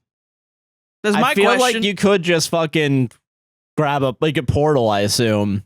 Something. I don't know. If they have this book, they can do fucking anything, I guess. But see, then that's where the other thing comes in, where is the book real? Because the movie in the movie is fake. But they turned Gru's dog into the dog that he is in the first Despicable Me. And this is where he's like that for fucking life. And that's why I'm trying to remember if there was a different reason why that dog is like that. No, because I don't remember. I think it's just, I think the original concept was this dog is evil because the guy is evil. Which, I mean, yeah, that makes, that's probably as far as it went down the fucking, the pipeline, yeah. Yeah. So I don't know. It's like, because it's like his house is evil, everybody else is nice, he's evil, he's a supervillain, he just lives next to the the joke was the juxtaposition that he's evil and everyone else is nice. Yeah, and a supervillain has to now be a dad to 3 and he doesn't know how to be nice. Yeah. Yeah. And he learns how to be nice and how maybe being a supervillain isn't all what that's cracked up to be. Right. Which is also interesting because he doesn't want to be a supervillain anymore. He lives a normal life and the minions still stick around with him. Right. So are the minions attracted to evil or just the perception of power? Well, because they're saying big boss. That doesn't necessarily mean evil boss. True. Well, no, because then in the first Minions, they searched for the evilest person. Yeah. And even in this movie, they say at the beginning, the Minions, they have to find that's what all Minions need. So then, okay, because Big Boss Gru becomes nice, does that change the minions? I honestly think this is a theme in the original Despicable Me and Despicable Me 2. is Probably. They're like, wait, you've gotten soft, old man. And it's like, wait a minute, why are we no... Why no villain? Why no villain? Because don't they go to that lady? Yeah. They like defect. And they go to somebody else. And he's like, what the fuck? Where are all my minions at some point? Possibly. I don't remember. Because the only time I remember there being lady villain that they go for is in the first Minions movie, where it's Scarlett Johansson, I think, as Scarlet Overkill. Yeah. Right. Yes. Yeah. So I don't know. I genuinely don't fucking know. Because it is like, because both that is, it is like, yeah, no, isn't there like another lady or something? Maybe I'm making it up. Well, there's the lady in Despicable Me 2 is the lady from the League of Superheroes or whatever, and Gru has to go undercover as a mall shop owner to find the real bad guy, which is some guy that runs like a restaurant. Because maybe the minions are just dumb. Quite they're honestly, just bad they're at probably doing just stuff. fucking stupid. I think that is, you know, I think you couldn't pay me to fucking write a Minions movie. You know what I mean? Like, That's when you had fair. to write a Minions movie and it's like, I'm going to pay you $1 bajillion to do this, and we're probably not even going to use what you write, you know? Because there's going to be 5 million rewrites as yeah. This movie's in pre-production for 20 years. Fucking, I still wouldn't, I think that would be too much. I think I would have an aneurysm of some sort. It's kind of like just taking a bunch of yarn and giving it to a cat and then getting a big old knot and then paying somebody $1 million to unravel it. You figure it out, You asshole. figure it out, asshole. No. I don't want to do it. I don't want to do it anymore. Yeah. But anyway, it was not bad. It wasn't bad. It's fine. It wasn't the greatest Minions Kind of movie. lost its edge, but it is also, I don't know, I just thought it was cute. There were cute moments. There were really cute moments. But you know, It did go on a little long, even though it was only 90 minutes. Yeah, that's true. That's kind of crazy. It was 90 minutes. Yeah. Fuck that. Well, you just want to add some fuck this ads. shit? That's it. Who cares? We're done. We're done. Solved it. Solved it. Welcome to the ad break. Hello. Hey, are you enjoying this podcast so far? I am. Then you better like, comment, subscribe, hit the gosh darn bell, rate us 5 stars on Apple and Spotify podcasts, share the podcast, hype the video on YouTube. Check out our all other socials as well. Instagram, a podcast will save this. TikTok, APWSTR. Trying to get to 10K on Instagram. Man. Hashtag 10,000 followers Road in to 10,000 days. Yeah, exactly. Yeah, we could. I think we could do that. I think so. Yeah, so help us out. Yeah. Check it out. If you want to support the podcast financially, there are a couple ways to do it. I'm going to start off this week with Buy Me a Coffee. Woo! We do have a coffee this week. I do want to say, if you want to leave a little tip, it's $3 a coffee. Go buymecoffee.com, APWSTR, and you can leave a little note, and we'll read the message, as long as it's not racist, homophobic, transphobic, too much personal information, or it's bad, you know? Yeah. So, yeah. But we do have a nice coffee this week, so we deemed you good. Worthy. You are worthy Thank you of for your reading. money, and we shall read it. Yeah. Jester. New York City. New York City. At Rays of the Moon bought 3 coffees. Thank you very much. Yes, thank you. Hey, guy. Hello. It's Moons with another fact of the month for everyone. This month, it's another double. Ooh. Sorry it's so long, but I hope you guys like these. Looking emoji and heart like emoji. Yeah, we do, yes. Yes. First fun fact is, in short, houseplants heal your heart. While we have limited studies on effects of houseplants on our bodies and minds, those that have been done so far all show that it's possible and likely houseplants help your heart and mental state. Some have proven for caring for, repotting, and otherwise interacting with your houseplants lowers blood pressure and slows the electrical signals in your chest and brain. That's cool. I'm a dum-dum, bear with me, but other studies have shown decreased brain activities and increased production of chemicals like dopamine and serotonin while interacting for just living with houseplants. Nice. And for anyone who has a hard time remembering, dopamine equals do a mind and craft. The I want to do things chemical because I did them good. Right. Serotonin equals Sarah did a ton in there. The I am satisfied and feel happy or content chemical. Yeah. Anyway, get a houseplant. Sad summer is almost over. Prepare for weeping winter to come with a new houseplant. Yeah. Big warning for those who really who handle that right now. The second fact is about crickets. Yeah. Crickets live for 2 to 6 months depending on the temperature and food they have. Most live for about 3 months, and last stage of life is for babies. However, they will only go into the last state of life if it's warm enough. So if you keep your home, if your home is kept below 72 degrees, you may have crickets trying to wait it out and live longer. Damn. But if your house is 72 degrees or warmer, the crickets will move out to start their own family somewhere else. They also will eat anything, so if you leave breadcrumbs and oily things around, they will get fat and slow and live longer. If you only leave around proteins and veggies, they won't live as long on this food. Interesting. And remember, they will live in your walls for winter, dormant or not. I hope you can sleep well. My husband now can't sleep because of a cricket that has lived months trapped in this place. Damn. Yeah, quick selfish update. I got married to that guy I was asking you guys if I should take a chance on. Happy August, everyone. Hell yeah. Congrats. Congrats. Thank you for those facts. And I'm not going to sleep well tonight. And congrats that you're married. Congrats, yeah. That's nice. That is nice. Interesting fact. I think I remember us being like, I mean, we said I love you after 2 weeks, so yeah, I mean, I can't judge you. Yeah. Know what I mean? That's true. Yeah. So, yeah, nice. Yeah. I will say, I remember, thinking about like crickets living in your house. There's a SCP guy I always listen to go to sleep. He did a video on insect SCPs. First fucking sentence this asshole says. Yeah. There are probably thousands of insects around you in your 6-foot vicinity, whether they be outside or inside your walls. That's insane, man. And it's like, dude, I'm trying to fucking sleep. Yeah, man. That's right? crazy. Calm your fucking ass down, dude. But no, That's so fucking rude. I know, it's a little rude, yeah. But no, thank you very much for the coffee. That's very nice. I do really like the facts. I like the facts as well. Yeah. But that's buymecoffee.com/APWSTR. If again, $3 coffee, and we'll read your message as long as it's not bad or has too much information in it. Yeah. Or too much personal information. Yes. You can put as much information as you want. Yeah, so we like information. If you put your address in there, I ain't fucking reading that. We're not going to read out your address. Sorry. Sorry, I guess. We don't want to dox you. There's also patreon.com/APWSTR if you want to support us on a monthly or yearly basis. It's $1, $3, $5, and $10 tiers. All tiers get access to the same content. It's a pay what you want model. Yeah. $1 and $3 tiers, you do get a free week trial. $5 and $10 tiers, you do not get a free trial, but you do get your name added in the description as well as at the end of the video podcast. Yeah. We got exclusive content, ad-free releases, ad-free RSS feeds. So you don't have to worry about this segment or ads from Spotify or YouTube, all that shit. We also have a Discord. Yeah. Very nice community. It's super nice. Everybody interacts with each other, and it's really chill. Yeah. We did have a book club. We're figuring it out. We'll figure it out. Don't worry. All right. Our summer's been busy, and we're trying to. We're coming back from it. Yeah. Trying to do things.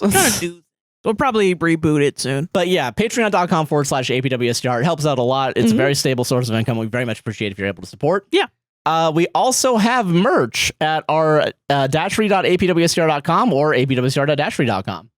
I actually do have. I really thought I put the hat somewhere else. Here's the hat.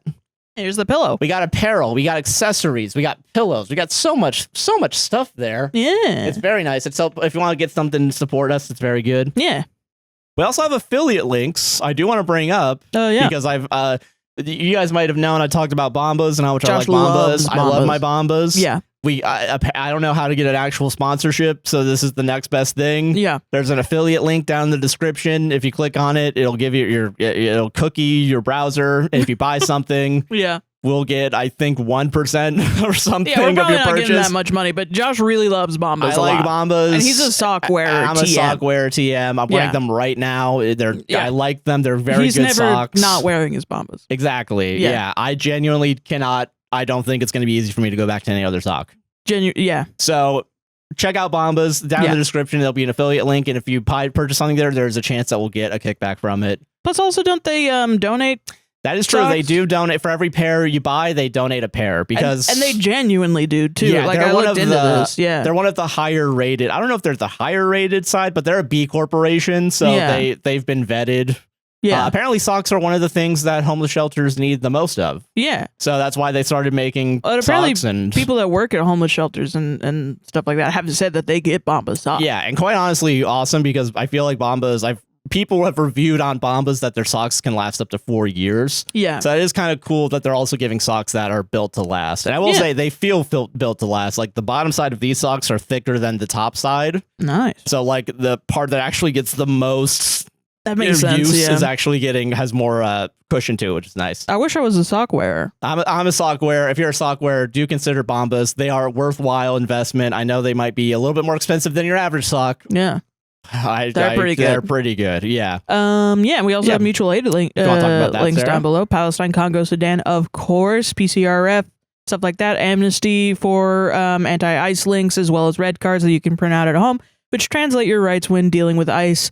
If they come to your door, ask them for a warrant. Slide it underneath the door, and make sure that you know what a warrant looks like in your state, because ICE will just give out random fucking ICE paperwork signed by them and not by a judge, which means they cannot legally come into your home. So yeah, ask for that. Don't open the door for them, because some ICE agents will think that means that they can come into your home, and that's just not the case. But you can print them out at home, and they translate them from English into various languages, not just Spanish. So you can print them out, give them to your loved ones if they might have an interaction with ICE, which is not just people that are immigrants, whether they're here legally or not. And everyone has these rights if you are a person in the United States, not just if you are a citizen. It does not matter. These are your constitutional rights.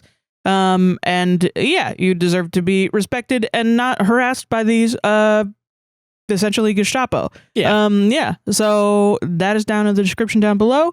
And if you have something that you want us to put down in there as well, there's a couple of other things that we just kind of throw in there that it's hard for me to list off the top of my head. Yeah. But if you have something that you want us to put down below, you can send me an ask on Tumblr. That's THATSOHEERON.tumblr.com. And I will put it down, or you can send us an email at contact@APWSTR.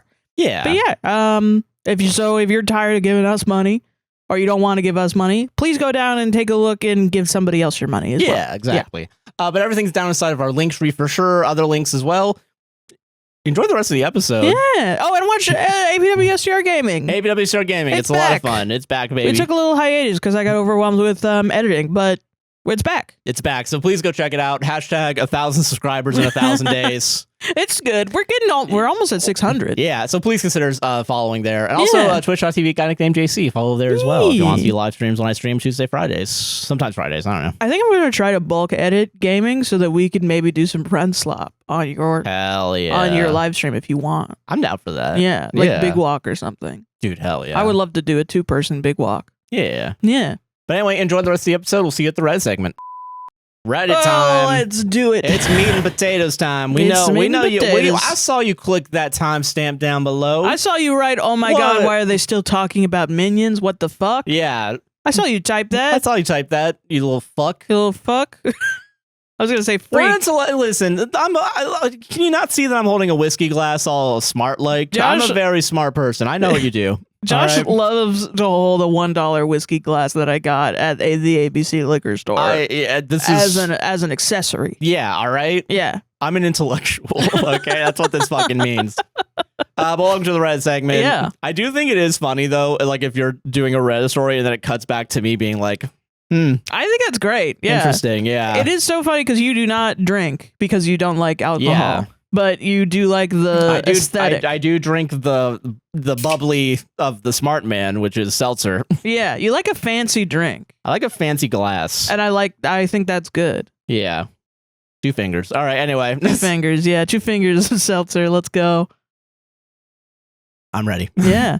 Okay, so I found good D&D ones, guys. Oh, shit. Yeah, this is from r/DNDNext, so it's not a circle jerk. Oh, okay. Yeah, this is real. Somebody made. This is a real. I don't know if it's real, but it's a post someone made. It's more likely to be real than, say, the circle jerk ones, where they're making fun of this. I did choose this one because I saw a circle jerk making fun of this one, which was pretty funny, and I was gonna do that one, but then I saw that they were kind of they said some shit in there that I was like, you didn't need to do that. Oh yeah, I get it. Yeah, classic. Yeah, so classic circle jerk. This one, detect magic blinded my character when I used it on an apparent quote unquote divine artifact.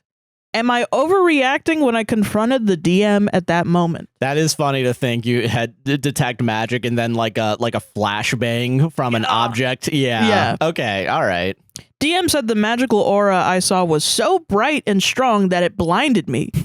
Failed a DC 20 Constitution save. But the spell doesn't say anything like that, nor can I find any rules about this. I was so confused when that happened, so I told the DM where it is in the books. Which is what they wrote, but I assume they asked the DM point to where that is in the rule book. Makes sense, yeah. He did say it's his rule, but there was no warning whatsoever, or were we informed...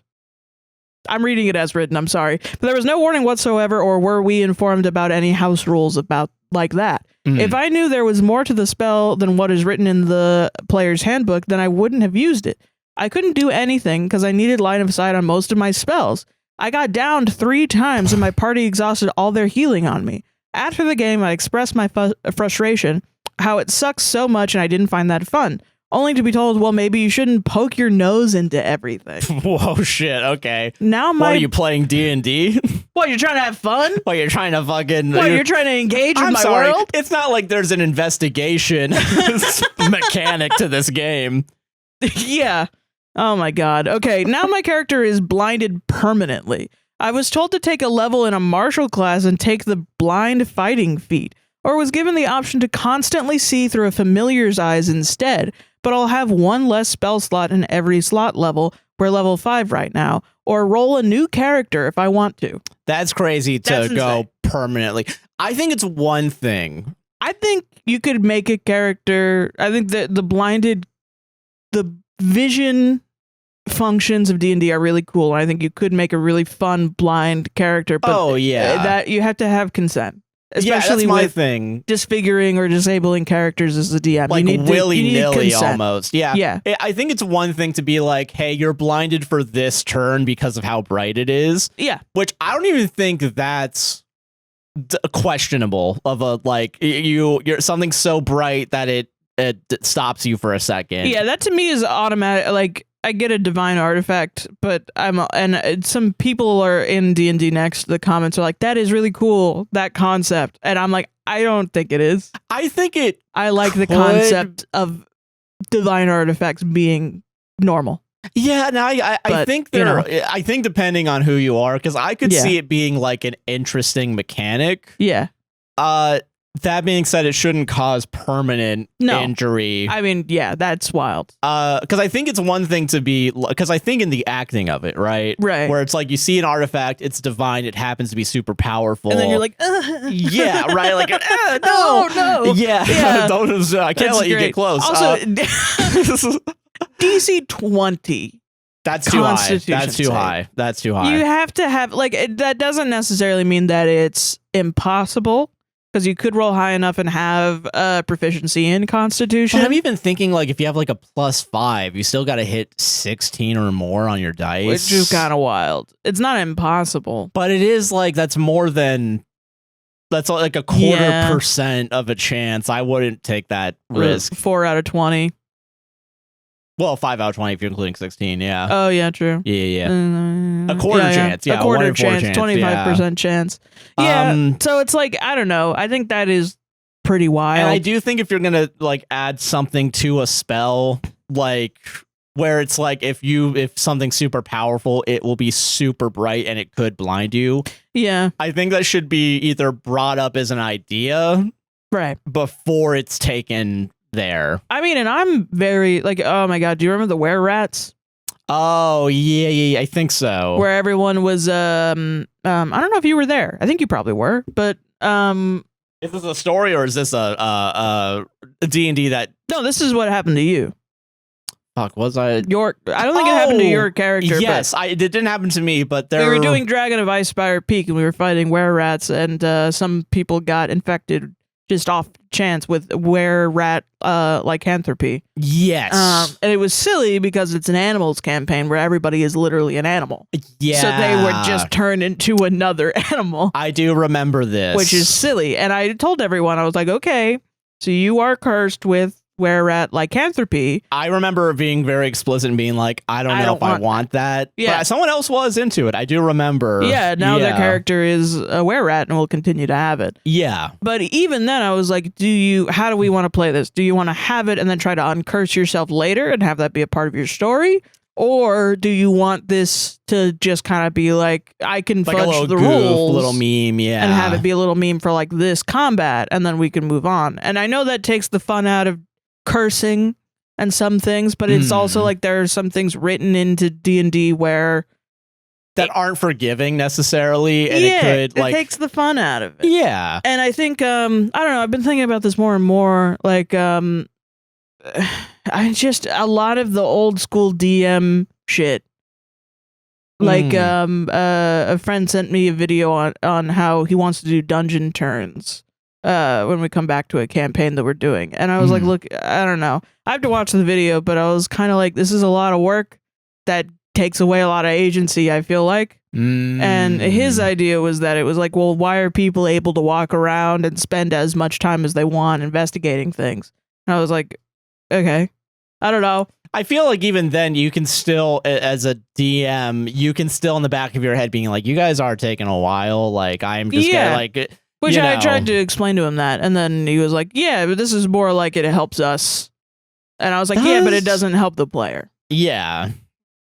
And I feel like that is and it is a lot of micromanaging I don't want to do. Yeah. And I think that would be another thing too, that you have to tell the players, hey, yeah, I got a clock on you. Like, all right. Yeah. If we were playing Tomb of Annihilation, yes, I would do it. Yeah. But we're not. We're doing some other fun shit that we want to do. And I think his idea was that it would force, like, okay, I would say you have 15 minutes to do whatever you want to do. What would your character do in 15 minutes? And then you would have to figure that out. But I'm like, I know you, and you would be like, oh, fuck, what's going to happen in 15 minutes? That is nothing. Right, but it does feel like, oh, you're planning some shit. Yeah. Fuck, I have to now, I gotta completely... Now there's an expectation on me to do that. So like then I'm Jack Reacher, I'm looking for bugs in the right. fucking dungeon now. Right. So then I was telling him, I was like, okay, then what would happen after? He was like, well, I don't know. And I'm like, well, okay. So then why are we doing this? Yeah. Right. And that's kind of my issue with a lot of this is if you're going to do old school dungeon mastery rules, back it up.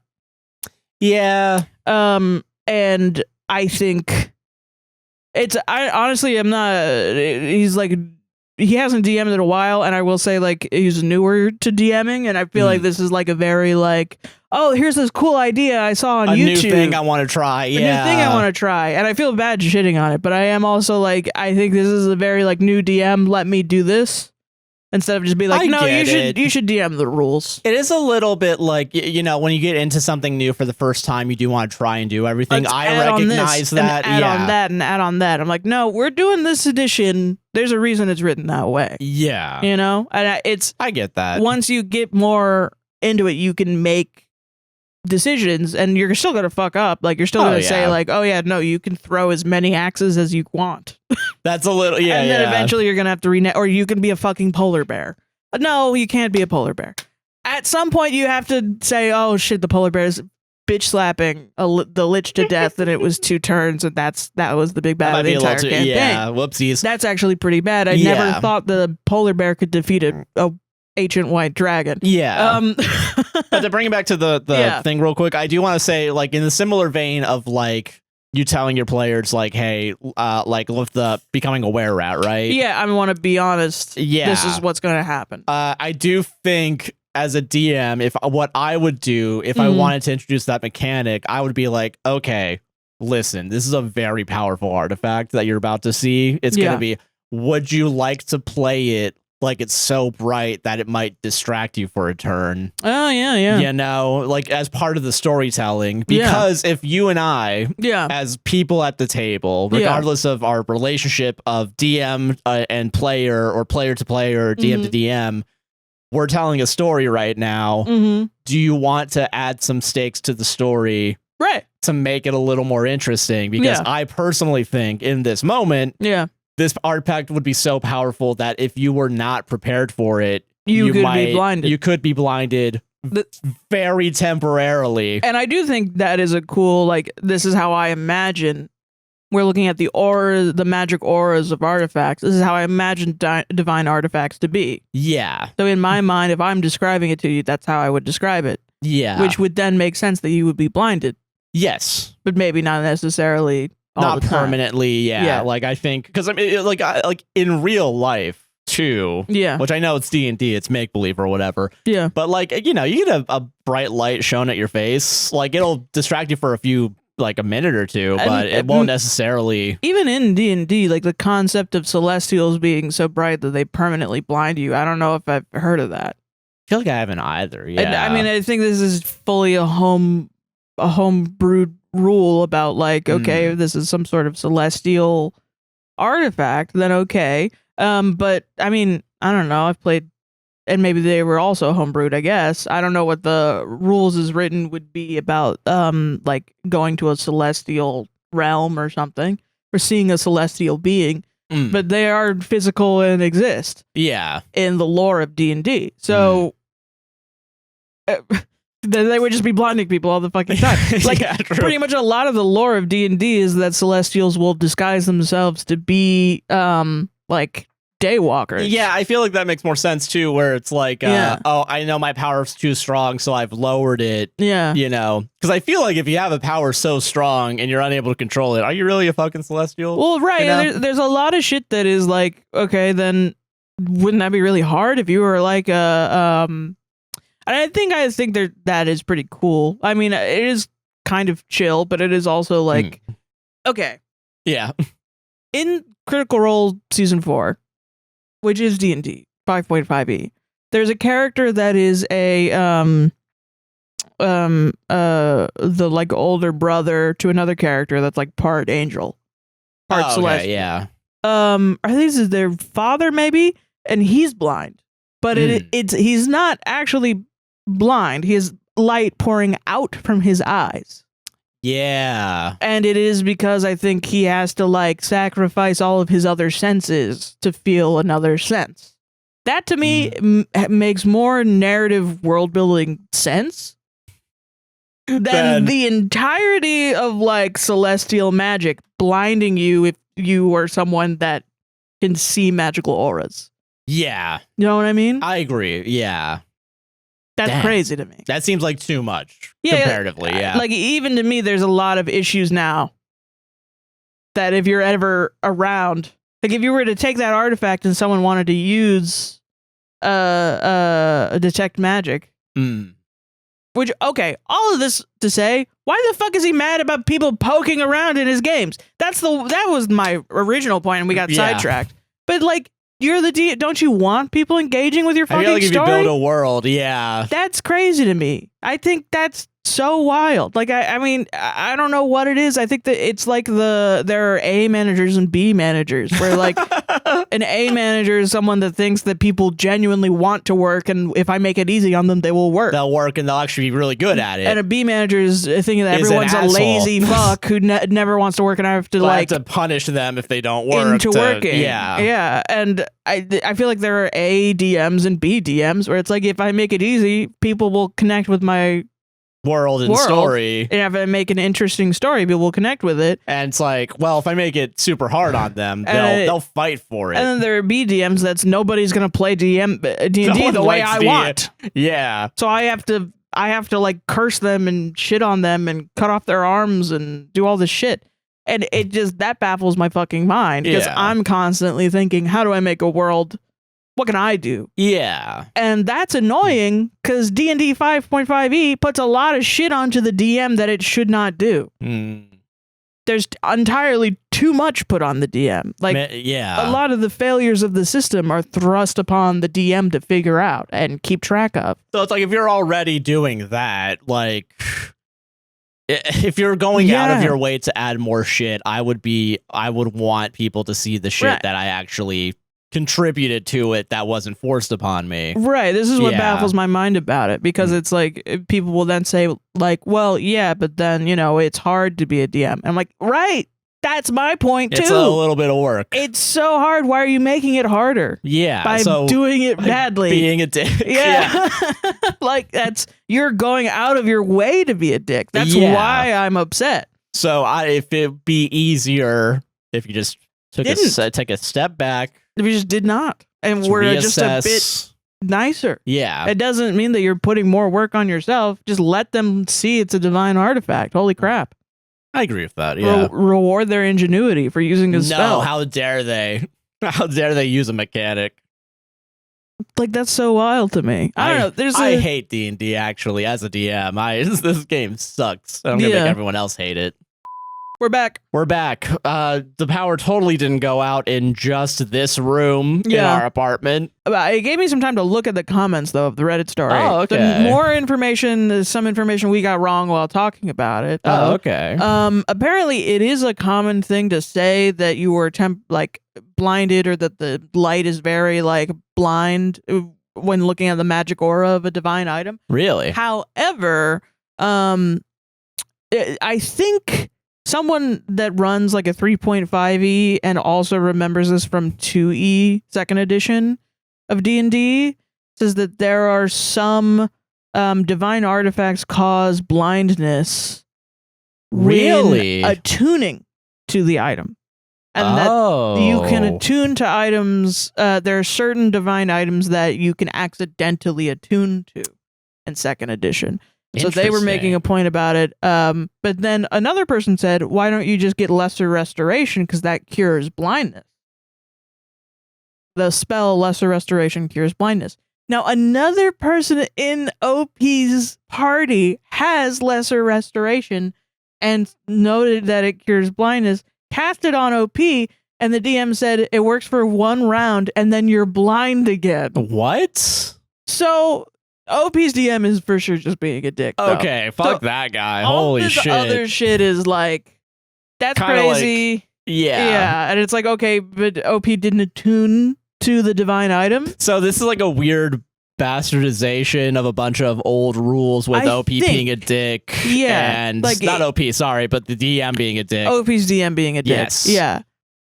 Yeah. Wow, that's stupid. Yeah. So while there is some precedent for it happening, it doesn't mean it's still it's not being abused in this situation. Gotcha. Yeah. So yeah, but I will say all that to say I disagree with some of those older ways to. I agree as well. Yeah. DM D&D. To me, that's just not fun and leads to situations like this. Get with the fucking times, old man. Yeah. All right. Solved it. Solved it. Solved it. Am I the asshole for Googling myself to show someone my portfolio? I saw this one. Did you see it? Did you read it? I don't think I read it. Okay. But you didn't read it on Reddit? No. Wiki? Okay. We love you. We miss you. Come back home, Reddit Come back on home, Wiki. Reddit on Wiki. I don't know I did You that. know you miss us. You know you miss us. Yeah. Fucking nerds. Okay, sorry. Me, 23 male. I'm not sure if I'm the asshole here, but I got accused of flexing on some of my classmates yesterday, so I wanted to ask here. Mm-hmm. I'm an independent videographer and have my own side business. It isn't huge or anything, but I make a decent amount of money enough that I can live in a single-bed studio apartment and eat more than instant noodles alongside my student loans. That's pretty good. I'm in college for film, and recently one of my classmates, 20 male, Steve, who's looking to get into videography outside of classes, started asking me if I had a portfolio, how it worked being independent, and what it looked like.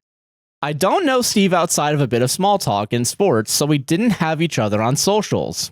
A few of his friends in our class, 20 female, 24 male, 23 female, were surprised I had my own business and was an independent videographer and asked to see my stuff.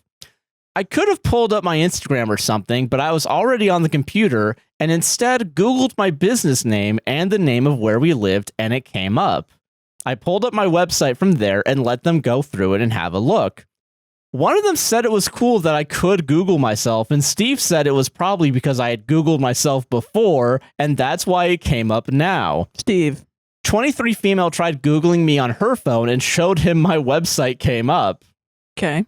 I didn't think anything of it, but 23 female showed me some text she'd gotten from Steve saying it was weird of me to, quote, flex on them, by Googling myself instead of being more normal and just showing them my Facebook or Instagram. That's not what they fucking asked for. Yeah, they want to see my business. This is why I'm showing you my business, goddammit. Yeah. She reassured me she didn't think I was flexing, but a few people since then have said that Steve and some of his friends felt like I was bragging. Am I the asshole? I wasn't thinking when I looked myself up. I was in the middle of working on a project, but I could have just showed them my phone or something instead. Edit to add, the actual name of the website is long. It's a free platform, so it's name videography place at name of host site. Right. Typing in name videography place just felt faster at the time, which is why I didn't just type in the link directly. Yes, yeah. Because you're not paying for a domain, you just made a website. On fucking NeoCities or WordPress.net, yeah. Whatever, yeah.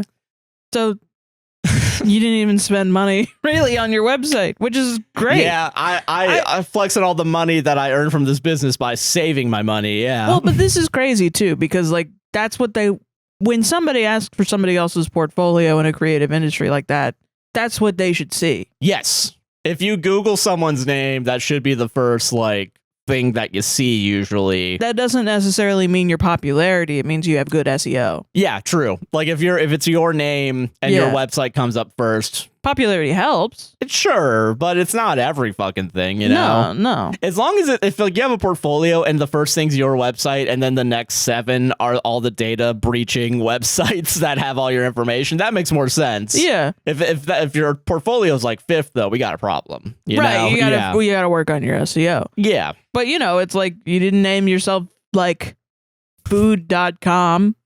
Know what I mean? You didn't name yourself something completely generic, and then you have a website. You also typed in your location because it's your name. Your business name is your name. And if you're doing, I assume, on-site videography, you're probably trying to make sure, Orlando videographer is one of the tags or whatever in your thing. Makes total sense. And honestly, he's probably not even doing that. It probably just goes to his name. A website that is attached to his name. Yeah. Like jordanpeterson.neocities.com. I don't know. Dude, I'd fucking kill for a Jordan Peterson's NeoCities. Static NeoCities with the HTML tags that link to the other networks. The 3D text rotating around in flame. That's Jordan just like Peters. personal responsibility. You know? Yeah. But I don't know. That's what they need to see. Because if they're like, wow, I can't believe you own a business, they need to do that. Like, I don't know how many. I mean, you went to film school. How many of those motherfuckers owned a business? Oh, probably all of them. Yeah. Well, I mean, multiple, too, even I did videography shit. Each movie is a business. Yes. Yeah. A small business that's temporarily made. Sorry for interrupting. I wanted to make that point, though. No, it's okay. Yeah. But, like, you know, when I went to film school, like, I even did videography on the side. We didn't have a website. Crazy, honestly, to think about. Like, we did not take it nearly as seriously as we probably could have. But that's what I mean. Like, if you want to actually go and get your work, you should have a website. Yeah, and I don't think it's inherently a flex to have a website. No, I don't think so at all. And if you Google, like, I don't know, if I Googled the podcast, I don't think I'd be flexing on people by being like, oh yeah, I Googled my podcast name and it comes up on Apple Podcasts. I'm pretty good at like that. Yeah, you would do that if you named your podcast something other than food.com. And you could look up your name on Apple Podcasts. How else are you supposed to look it up? Yeah. Hey, here's my personal Facebook that has nothing to do with my business. I Googled my own name. Yeah. I think that not what sense. They fucking asked me for. Yeah. A guy's just mad that the guy has a business when he asked, hey, can I How do you run your business? Yeah. How do you run your business? Can you help me? Yeah, here. What like the fuck? Why the fuck would you flex on me? Why is the act of Googling? Because if you were to show the Instagram page, you're showing probably the same information. If you're showing the Facebook page, probably the same information. We really gotta divorce the idea of somebody has a business, therefore they must be successful. That is just not fucking true. Wait, you're supposed to be successful when you do this show, Sarah? What are you talking about? What do you mean? What do you mean? I don't know. People just assume big numbers equals big money, and that's not inherently true. Fucking case. Trust me, I'm well aware. Yeah. Jesus. Shout out TikTok, only paying 5 cents a thousand. Represent. I don't know. Most creators that are doing it without taking like outside sponsorships are making way less money than they deserve to be making. Yeah. But then also in terms of just small businesses. I remember when we took that QuickBooks class that I bought on I do remember, Udemy? yeah. He was showing us the way to set up the accounting for a videographer business. Literally, yeah. Yeah. Yeah, that guy was flexing on us specifically by being guess. like, I know how to accountant for videography. A fake business. Yeah. Yeah. No, I remember getting real mad. You were Pissed. so pissed. I was so pissed that someone would even dare talk about making videos. I hope that guy's doing well. A joke. I hope that guy's doing really well because I love that guy. That guy was pretty fun. Yeah. He was like a New York accountant, and every intro to every lesson was like a picture of his cat that would like rotate in 3D. Yeah, it was awesome. It was so sick. Yeah. It was like a cat at a computer or something. And then every video was him being like, and the QuickBooks website fucking sucks. So go here through and click 17 on this. tabs, and that's bullshit. And they always fucking change it up. I'll try to update the videos when it happens, but it's all the same shit, regardless of if they make it look fancier. It was so funny. I love that guy. I'm not drinking on the job. You're drinking on the job. I want to be that guy's friend so bad. Yeah, that guy was chill. So yeah, I think we do need a divorce. Everyone's got a fucking business, man. Everyone's got a goddamn business. Especially We're forced in this economy, it's fucking hard to make money. Gotta have a second. I got a fucking second job, dude. Are you kidding me? Shit. Yeah. I got 3 jobs. Yeah, you do. You do work a lot. Too much. And you complain about it, but you also choose to do those things. Yeah, because I love it. You do. Much you love to be able to complain about working too much. I made a whole segment about how much I love complaining. Yeah, and you it caused a mental breakdown. And I'm the British one. Yeah. Josh called me spiritually British. Essentially you are. Fucking British. Don't own up to it. And that's fucking right? crazy. I felt like I heard a Red Hawk sound effect in the back and like the American flag gif behind me. I was like, what the fuck are you talking about? You're the one that's complaining all the fucking time. Yeah. God damn. Gabagool. So I don't know. Yeah. I feel like if you're just showing off, I remember being like a film student though, and like everything does kind of feel like a pissing contest at some point though. But it's dumb. I guess my point is like, and our point, I think. Yeah. That we both, I assume you agree with this, is that if you're in a creative major and you're someone that wants to get into the creative industry, somebody showing you the realities of running a creative business is not a flex. They're trying to help you. And so turning around and talking shit about them like this is high school not only damages your reputation and their reputation, but also like I think the concept of artists being able to work together. You know what I mean? That is true, yeah. Especially like, I think it should just all this information should be available. Especially when like video and sound shit is a very collaborative effort 9 times out of 10. Yeah. Yeah. It just doesn't make any sense to do all this. Yeah. Other than severe jealousy. Yeah.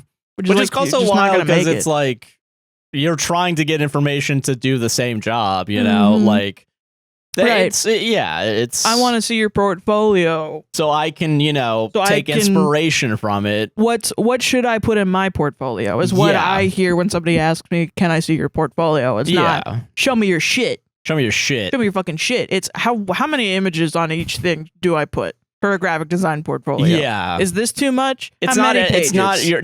we're not Patrick Bateman showing a business card and yeah. Oh, fuck. They put a lens flare on that photo. Oh, shit. Oh, shit. The color grade on this one's crazy. Oh, they use the multiply feature in Photoshop as opposed to just normal color in Photoshop. Oh, fuck. This mock-up looks really realistic. I don't know. That's dumb. Yeah. I don't know. I think it's interesting, I guess, as someone who, is very fortunate enough to be doing a creative job. Yeah. Well, I think it would be crazy. You've seen the opposite too, where people have been like, "Oh, you have a studio. Can I use your studio?" Or, "Oh, Mr. Podcast." And it's like just, I don't know. There's also a little bit of like to add on to that, like the "Can I be on your podcast?" Yeah, oh, I should be on your podcast. Yeah, which multiple people have asked me, and I'm always like, "Yeah," and then they just don't show up. I don't know what it is, but I'm always like, get the fuck away from me. Yeah. I will say, what is it? My sister's uncle, I think, some guy on there. I love him. We went to this fucking baby shower for my goddamn sister. Talking to him. We were talking. But he apparently, even after that, has talked to my sister about multiple the times. podcast and been like, "Oh, they should have me on. I should have me on. They should do this. They should do X, Y, Z." Yeah. And he keeps being like, "What's the name?" So I can look it up and said our SEO is bad, but he keeps writing the wrong thing. Yeah. So it's like that is funny as fuck. So I feel like there is like two minds of it where it's like I think 9 times out of 10, if someone's asking for information, I take it in good faith. Yeah. I think there is 1 out of 10th though where a little part of me is like, I don't fucking buy you. What are you doing? What's going on? I'm not buying this act, this charade. I'm just naive and I'm always like, yeah. And then I learn later it's Meanwhile, not. because I went to film school, I'm the one smoking the cigarette being like, how are you gonna fuck me? How are you gonna fuck me? You know? Yeah, everything's The Big Short to me. Yeah. How's this gonna fuck me? How's this gonna fuck me? Hey, gabagool. Hey, gabagool. I'm Jeremy Strong, yeah. I don't know, but then I'm also like, when I went to college for creative stuff, it was for music. And all of the people, I just happened to be in a group of incredibly talented musicians that are all really nice and kind to each other. Yeah. And they're all like kind of getting famous right now. And I'm the least famous out of them, I think. And if I'm not, it's a crime. If I'm the most famous out of that group, that's kind of insane. So I'm working my fucking ass off to make sure I'm the most famous of literally everyone I've ever met. I'm not saying I want to get less famous. I'm saying that... All I'm saying is... I'm saying stream Hannah Stokes is all I'm saying. Because she's killing it. Kind of. She's kind of fucking killing it. She's like an Orlando celebrity, man. Do you know people are doing TikToks of like going up to people and saying, hey... what are you listening to? And they're listening to Hannah Stokes. Really? And I'm like, damn. That's a psyop. That's gotta be. We were doing fucking music theory tests next to each other. I feel like that's one of those psyop things where it's like that's a psyop is crazy. No, Fuck it's okay. Psyop is not the word. Talented. I'm thinking it's like a press thing where it's like. You know how people go on like that Subway show where it's the like Subway hot takes or whatever? Yeah. I feel like that's what they're doing where it's like, let's get a bunch of people out on a college campus, do the filming, hey, what are you listening to? People are organically listening to Hannah Stokes. Okay, never mind. Damn. She's also killing it on like Reels and TikTok. She's making relatable Reels. Why? But this is my whole point. Why are we competing? How is she fucking us right now? She's literally not. That's a completely different genre. She's not making an Am I the Asshole Reddit podcast. Why isn't she? She's going to festivals. She's doing she's like working. That's fair. And honestly, and we're not. Yeah. Anyway, no, I think it's good for her. Whatever. I'm joking. Oh my god, you don't know her like I do. I don't know. Yeah, you can. Having a simultaneously real and parasocial relationship with a friend of yours is awesome. Yeah, I mean, we didn't like hang out a lot in college, but it is cool to be like, oh yeah, we were in this like we all went to dinner and shit together multiple times. But it's like, I don't know, it's just a really cool group of really cool individuals. That's cool, yeah. So I can't relate to people being shitty to each other in college. Fair. I will say, well, other than the people from Boca that were insane. Fucking Boca, man. From FSU. Yeah, fucking Boca. Valencia Community College, though, is sick. Yeah. Same for the film program from the years that I went there. The film program sucked ass, and I decided to be there because I was in love with you. Yeah, and I'm sorry I dragged you down. Instead of hanging out with all the cool people. Dragging your ass down to hell, yeah. Yeah. Solved it, though? Solved it. No, you're silly. Me, one breath, fuck every single person on this planet that's trying to take eyeballs away from the podcast. But also uphold each other artistically. And the other breath, why does no one like us? Okay, so speaking of this. Oh, okay. Now, this shit is so funny because it's an unpopular opinion. Ooh, okay. But it's also someone that really cannot handle their opinion being unpopular. Awesome. Which is, I think, really funny. Because I do think there's a bit of a hypocrisy of us reading unpopular opinions or 10th Dentist or 10 Denton, as I like to say. Because it is like they know that it's not the majority opinion. So we should not assert that it's the majority opinion. Yeah, I get it. But what gets me is when it's ones that are like, guys, stop fighting. It's like you posted it for people to fight. Yeah, it's like this is inherently a kind of like confrontational. Like a reverse of how Reddit is supposed to be, which is people make posts and then like get popular. You're supposed to upvote this if they are unpopular. Yeah. So why are you upset that people are upset? Yeah. You know? Anyway. Society is not obligated to make or sustain jobs that don't generate demand or are needed. What? Okay. Okay. I keep hearing this argument with regards to a policy eliminating something unnecessary, quote unquote, but people will lose their jobs. To make an analogy that supports my claim, before the invention of the automobile, there was a huge industry built around horses. People used to breed horses, sell feed, make carriages, etc. Then cars came along and that industry disappeared overnight. Are you saying we should have banned cars? Wait.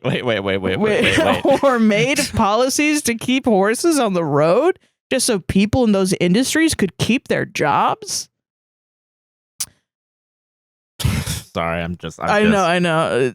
This is why it's saying like, my God, what? We should ban cars? Yes. Chad face, kind of. Yes, we should ban cars. Okay, society is in no way obligated to sustain your field if it cannot sustain itself. I know that's a bitter pill to swallow, but your livelihood is not a permanent entitlement to someone else's demand.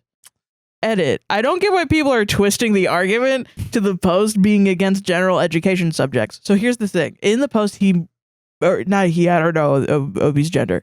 Opie posted something about general education in the original post and then took it down because people were getting caught up on this. So part of the original argument was why should we learn math when there's no math job? Right. Something like that. There's no math job, therefore why teach math? Why are we learning these shitty skills?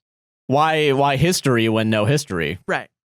Liberal. I don't get why people are twisting the argument to the post being against general education subjects. I specifically said in the third paragraph that general education subjects being needed is a viewpoint I understand. Edit 2. Okay, since we're deviating from my main argument, I'm going to have to get rid of the education segment.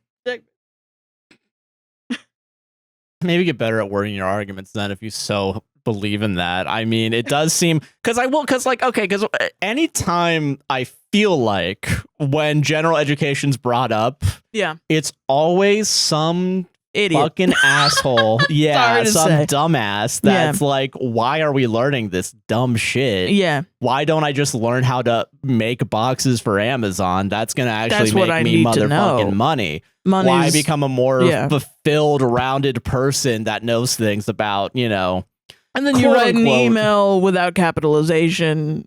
You write a cover letter to your future employer without capitalization or grammar or anything. And then you're like, why is no one hiring me? Yeah. Because that's the other thing too. And you know what? I assume this is an AI person. I don't know, actually. It does feel like to me. That would be my first thought. It's not stated. I looked in the comments to see, like, what is this person talking about? Because they're still being quite vague about what industries. Yeah. But I do think it's a thought I've had at certain times, is think specifically with, like, video game layoffs. And I've seen people make this argument where it's like, well, okay, but the problem is that AAA games, the teams are bloated, right? Yeah. So the jobs, if they can't sustain these jobs, why should we be up in arms about layoffs when, I mean, that's the only way. Like, if we have better games with smaller teams, then yeah. But that's like such a corporate sucking the dick of corporate, like as if corporate is going to just not use this as an excuse to lay off people whenever they fucking see fit. That's true. Yeah. That's insane.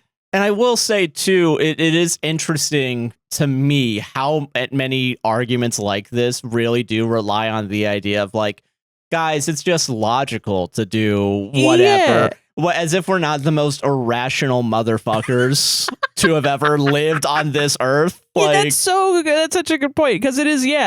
They're always like, well, that's just how society is. Society is capitalistic, so we have to do. Why? So we have to. We have to obey the harshest rules of society and just throw our hands up in the air and not give a shit that like is going on. Like, and we could actually. It is because, and I know we're getting way off topic, but it is like.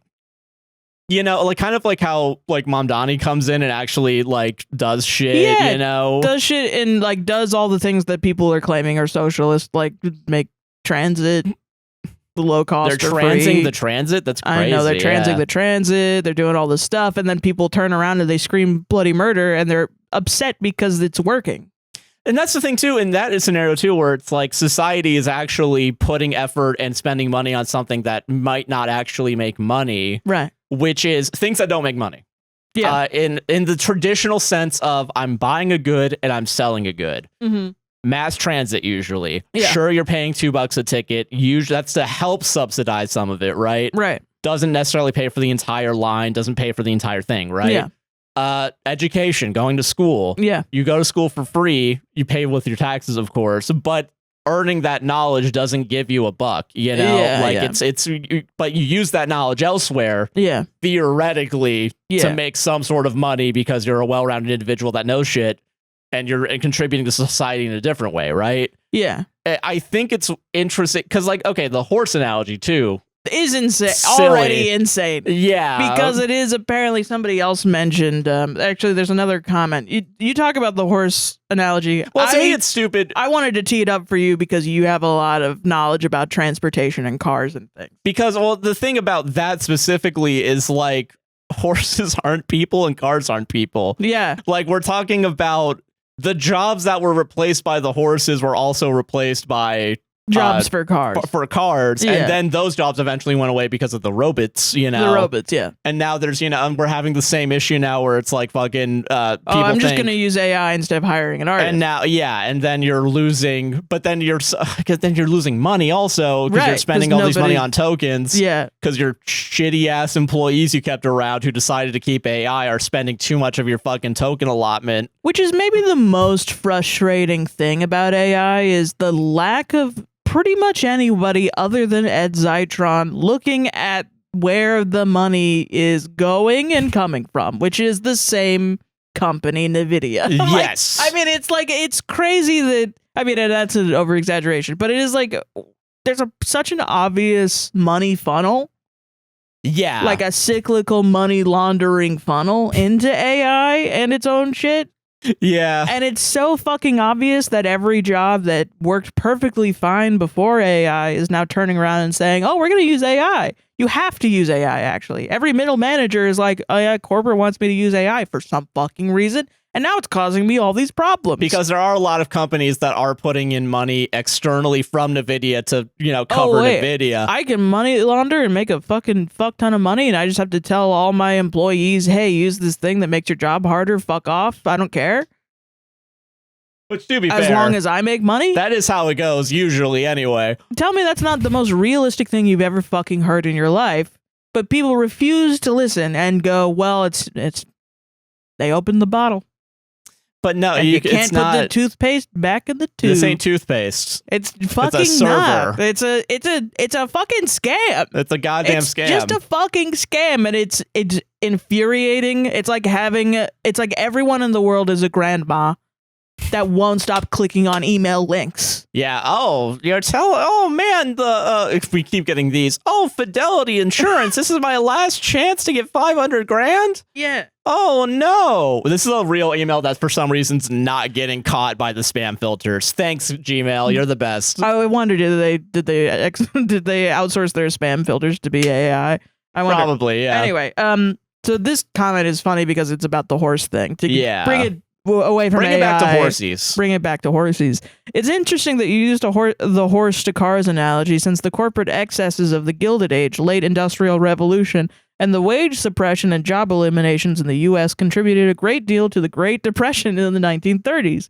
And we only got out of that because the government created jobs by going on a massive infrastructure building spree specifically designed to put Americans back to work. We've already been taught the lesson of what eventually happens when too many people are unemployed and failed to learn from any of it because no one with the power to do so is actually working on how to counterbalance these job losses. If anything, tech bros and corporate overlords are bragging about how many people they're putting out of work to make the next quarter. This can't continue indefinitely. The only question is whether we will course correct in time to avoid a violent solution. Yeah. Yeah. Because I will say it does feel violent too to me doesn't necessarily mean like pitchforks revolutions. No, yeah. It violence more to me is like 2008 bank bailouts. That was violence. Yeah. Economical violence and financial instability on a mass scale. Well, that's the other thing too, where like I don't know if you've heard about this. Another thing that keeps me up at night. The U.S. Treasury. Fucking yeah. No, but like apparently right now we're spending like all of our money that's being taken by the government, it's just paying the interest on our debt right now. Crazy. And apparently instead of doing literally anything about it, it's just kind of just sitting there like a ticking time bomb. Yeah. Like waiting for another. Because I mean, I don't think the U.S. is going to default, but it is going to be like... Shit, man. It's this crazy. Is so Americanized as well, but I mean, also we're from there and we're talking about our own country. God bless. I don't know what to tell you. God bless America. Sorry. Damn it. We're an American podcast. I apologize. But no, I mean, but I don't know, man. I mean, this is the real issue where when you look at everything from the virtue of does it make money, a thing we made up. Yeah. Everything seems like it's not worth doing. You can't turn around and then complain about your conditions. Yeah, but in reality, you should be complaining about your conditions. Yes. But I guess my point is if you were going to say, well, it doesn't make sense to do anything that is anti-capitalist at all, you have to always be efficiently doing the most capitalistic thing. Don't turn around and be like, where are all the trees? Yeah, I miss the trees. Why do when I go outside, I cough all the time? Because this is the point: is capitalism continuing to a point will eat up everything in the world that makes it worth living. Yes, and that just is. I don't know. I think at some point it should be reality. I agree. Yeah. And also, we have to somebody, a psychologist or something, has to look into the constant Dunning-Kruger effect of people from like the ages of like 8 to 16 that suddenly become libertarians. Like, what's happening? Why is it like, why is there a group of people that get so, that they think they get so capitalistic that they turn around and they're like, wait, this is how this should run the government. Like, why does that continuously happen? I don't know, man. I and feel then like they anytime think I've they're looked, fucking smart. That's the annoying That's the worst part. Yeah. And I say this as someone that, when I was an idiot teen, was also like, yeah, libertarian anarchy is cool. Yeah, see, that's the Fuck thing, that. though. Like, libertarian socialism, Yeah. very different from libertarian. Yeah. Yeah, so Libertarian capitalism. Capitalism, yeah. Fortnite should build the roads. Exactly. But and I can't believe we're not talking about that. I don't know, maybe this is a little too much to say, but libertarian socialism, I think, is a little weird also. A little bit? I get it. I'm going off of the four axes, whatever, like, the political compass test. I don't know. I guess the deeper I get into the bottom left corner, the deeper I'm like, why is anyone else in literally any other spot? Yeah, I get what you mean. Yeah. What the fuck? And that's just me. No, that's fair. Yeah. Solved it though? Solved it. Stupid, dumbass, fucking loser. Am I the asshole for telling some dude in a Planet Fitness men's locker room, quote, there's no filming in the locker room while he's posing in front of the mirror and there's other dudes changing nearby? Question mark, question mark, question mark, question mark. Okay. I know people do this.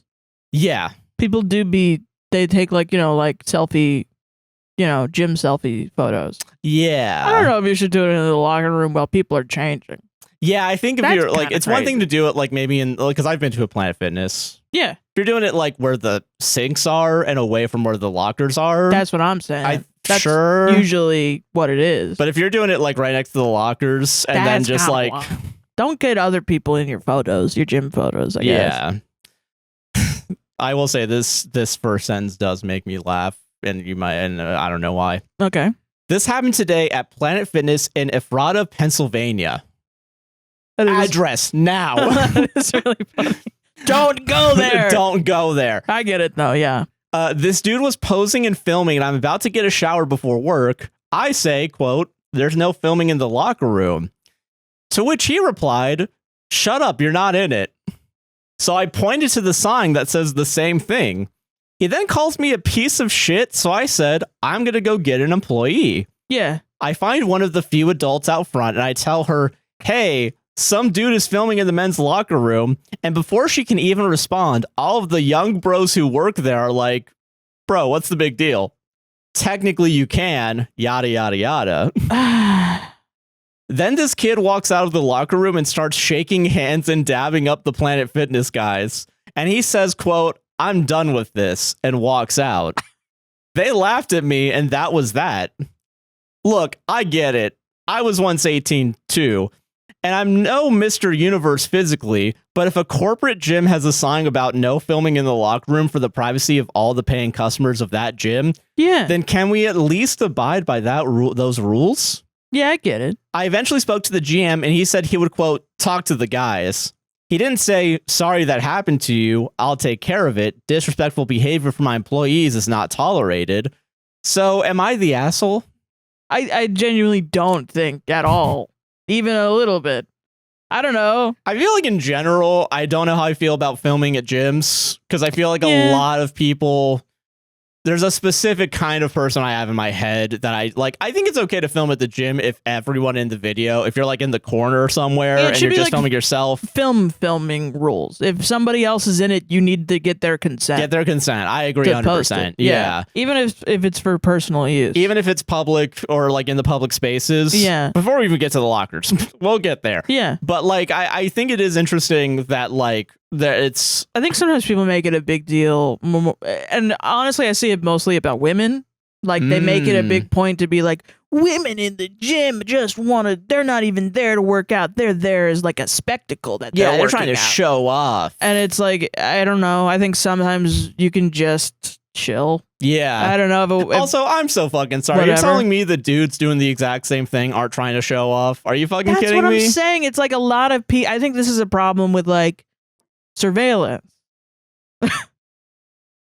Yeah. Like everything is like a fucking, we're all surveilling each other accidentally. And like people, I think it's fine to want to have a gym photo or whatever. I think that's totally fine. I don't know. Maybe there should be like areas or something where you can take a photo. I don't know. Shit. But I don't think it should just be, all right, here I am at the gym, and then like it's the entire gym behind you, like right, or like with someone changing behind. Obviously, that's wrong. Like, obviously, don't post or send somebody else's naked butt to your friends. A little bit, yeah. Don't post that shit on Instagram, like, obviously. And I don't know why people are very against that. Also, I will say the first sentence is funny, but the rest of the post does make sense as to why they were like, this is where this Planet Fitness is. Can someone please fucking fuck off that Planet Fitness? Like, no. It is crazy, dude. Honestly, it is crazy, like going into a place, like getting mad at someone, and then the person that you're mad at, the employees are like, nah, we love Kevin.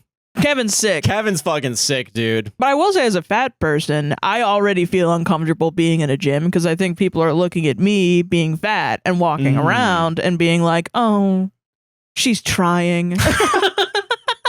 Like, I already think people are looking at me when they probably aren't, and they don't care, or even the support feels weird to me because it's like, I wish I could just blend in. Yeah, I get what you mean. You know, I kind of don't like being perceived in general. So the concept of a gym having a bro culture of, no, you can film in the locker room at any time, that's just normal. That's just how it be, dude. Would fuck me up. I need to know that information. Yeah. Before I patronize a gym. Yeah, because I feel like if it's one thing if you go to a gym that's like local or like privately owned and not like a Planet Fitness, where like a Planet Fitness I feel like is like a franchise. Is a franchise, and let's be honest here, like most gyms that are branded and are around the country, lowest common denominator, like it's very public facing. But like also they have a culture of like the lunk alarm and like that is the true. non-asshole gym. Yeah. So to be an asshole Planet Fitness is like, oh, what the fuck? Weird. Yeah. Which I will say, I do like. I've been thinking about like, oh, maybe I want to get a gym membership at some point again. Yeah. But like, I am a little bit like, I kind of don't want to go to the Planet Fitness. Yeah. Mostly because I remember seeing one trainer fuck a wife. I think. Oh yeah. You Not did even see. fuck, but I saw like a He like was being handsy. No, right? she was being handsy with him. That poor like, guy. Yeah. I mean, I don't know. Maybe they are They having were an both affair. being handsy, I think. Yeah. I don't know, but whatever. Maybe I should go back for the drama. I wonder what happened. I don't know, but there was one time where our Planet Fitness was like, we were going to the gym a lot, and then the Planet Fitness closed down to get new shit, and then we had to go to another one, and the vibes of that Planet Fitness, like, I will quit a gym just for the vibes. Yeah, I get it. Like, the vibes of the new Planet Fitness was like there were mirrors everywhere. Yeah. And it was just one big long building of just like all the machines are in the middle of the room, and you were just constantly looking at your own body. And I was like, I gotta get out of here. I think I have to leave. I think this is maybe hell. There was a weird Planet Fitness I would go to because there's a couple between like where the colleges are, like Valencia East Campus and UCF. There was one I would go to that was by UCF when you would stay overnight. Yeah. It was like a 2-story, like the weights were up on a different level. So like it feels like people who were doing the weights were like looking down on us. Oh my God. It felt a little weird. Not gonna lie. That is insane. But yeah, I feel like it was weird. Yeah. I don't know. I think that's the case. And there's a lot of guilt, I think, with working out that should not be. I don't know. I get it. Yeah, like these issues should be taken more seriously than whatever, bro. Whatever, bro. Yeah. What, you don't want your dick in that guy's TikTok? That's crazy. Yeah, who cares? You got nothing to show off? It's one thing to be like, I'm already uncomfortable being like naked in the locker room, and I get that there's like I shouldn't be, but I just am. That's just who I am. Whatever. Like I get that's a me problem. No, I get it. I feel like I when I go to a locker room, I'm like, I don't want to change here. I don't want to. But yeah, the old man's got his dick and balls out, and it's like, just all right. Yeah. That just happens, and it's like I don't know. That's one thing, and I get that that's me, but then it's another thing to bring in surveillance. Yeah, as well. well. That, yeah, like videos and photos. So no, I totally get this person. Yeah, no, I think this person's not the asshole. Yeah, yeah, and honestly, they're even like they're young, which is crazy because I would be way more pissed. I would be like, I would be so much more pissed. You guys better learn right the fuck now. At the very least, know that it's probably just the culture of that gym. True. Yeah. Rather than like full on all Planet Fitnesses. But to be fair, everybody's got a weird Planet Fitness story. So, yeah, I feel like. So I don't know. I don't know. Maybe it's just the nature of going to any gym, but I do feel like you go Planet Fitness is a little bit like, huh. Maybe there's something to like the toxic positivity of a Planet Fitness. Probably. I wouldn't be surprised. I will say in my Twitch chat, I do think people talk up LA Fitness or Sporta. I don't know. I'll give them a shot maybe. Anyway, solved it. I want like a stationary bike that I can just have. True. At our house. Yeah. Peloton. Get on us. Or anyone. Send me a stationary bike. It'll probably be fine. P.O. Box. Don't have one yet, but one day. It's Josh's job. That's why it's not getting done. Fucking shut the fuck. Okay, this one's awesome. It's from r/CogSuckers. CogSuckers? The anti-AI subreddit. Okay. CogSuckers. Do it. Okay, yeah. Just do it. Just do it. Okay. Let's suck some cog, huh? An ex-client made an AI version of me. This is just to give everyone a new fear unlocked. Just new hell, new nightmare to experience. An ex-client of mine told me that they have created and even named their AI assistant after me and given it my quote-unquote personality. I was horrified. I asked how that was even possible, and they told me that they had given it dozens of my emails, files that I had created, graphics that I had designed, and then topped it all off with personal anecdotes about me. And I also grabbed some of your hair and just put it up the USB port and called it a day. I tell her, name redacted, create X, and sometimes it even gives me a hard time, just like you. Rockamato ass fucking Jesus horrible. Christ. I am at a loss. I worked with this person for over 4 years in a very prominent industry. I obviously have no legal recourse, and I just feel weird about it. Like, if you liked me that much, you could have just renewed our contract. That is true. Yeah, literally. No, but that costs money. That costs money. I already got all these got this tokens. for free. Yeah. I made a robot slave of you for free. Yeah, isn't that awesome? Isn't that dope? And they don't like me. And they don't like me just like you. I guess Just like wouldn't you don't me like now, me. I guess. Yeah. Do you like me now? Do you like me now? Yay. Insane. What is this weird? You know, because we watched that Curtis Connor video recently where it's that weirdo guy from the Shawn Mendes group or whatever. Oh. Shawn Mendes and Mendes lawyers at songs or whatever. Oh my god, what's his face? No, the guy from MagCon. Yes, yeah. I forgot his name. Where he was he has like an AI he made like signing 6 away AI albums. Yeah, and now has a company that's like, just give away your rights to your likeness, face, yeah. but every time your likeness is used for like a TikTok shop video, Yeah. you get $7. Yeah. Isn't that awesome? And then you can just be scrolling around TikTok And and you can just see see your own yourself, face. and it's like, what the hell? Yeah. As if the only problem with AI is that they're gonna use your work without paying you. That's the only there's problem. a lot of problems. Hold on. Well, because I mean, Yeah, and it is also wild because that just undoes everything the writer's strike was about. yeah, true. Kinda. And the actor strike too, because they were like, "Oh, it's just $100, and we'll." Dude, that's crazy. What an undercut too from $100 we'll To pay $7.50.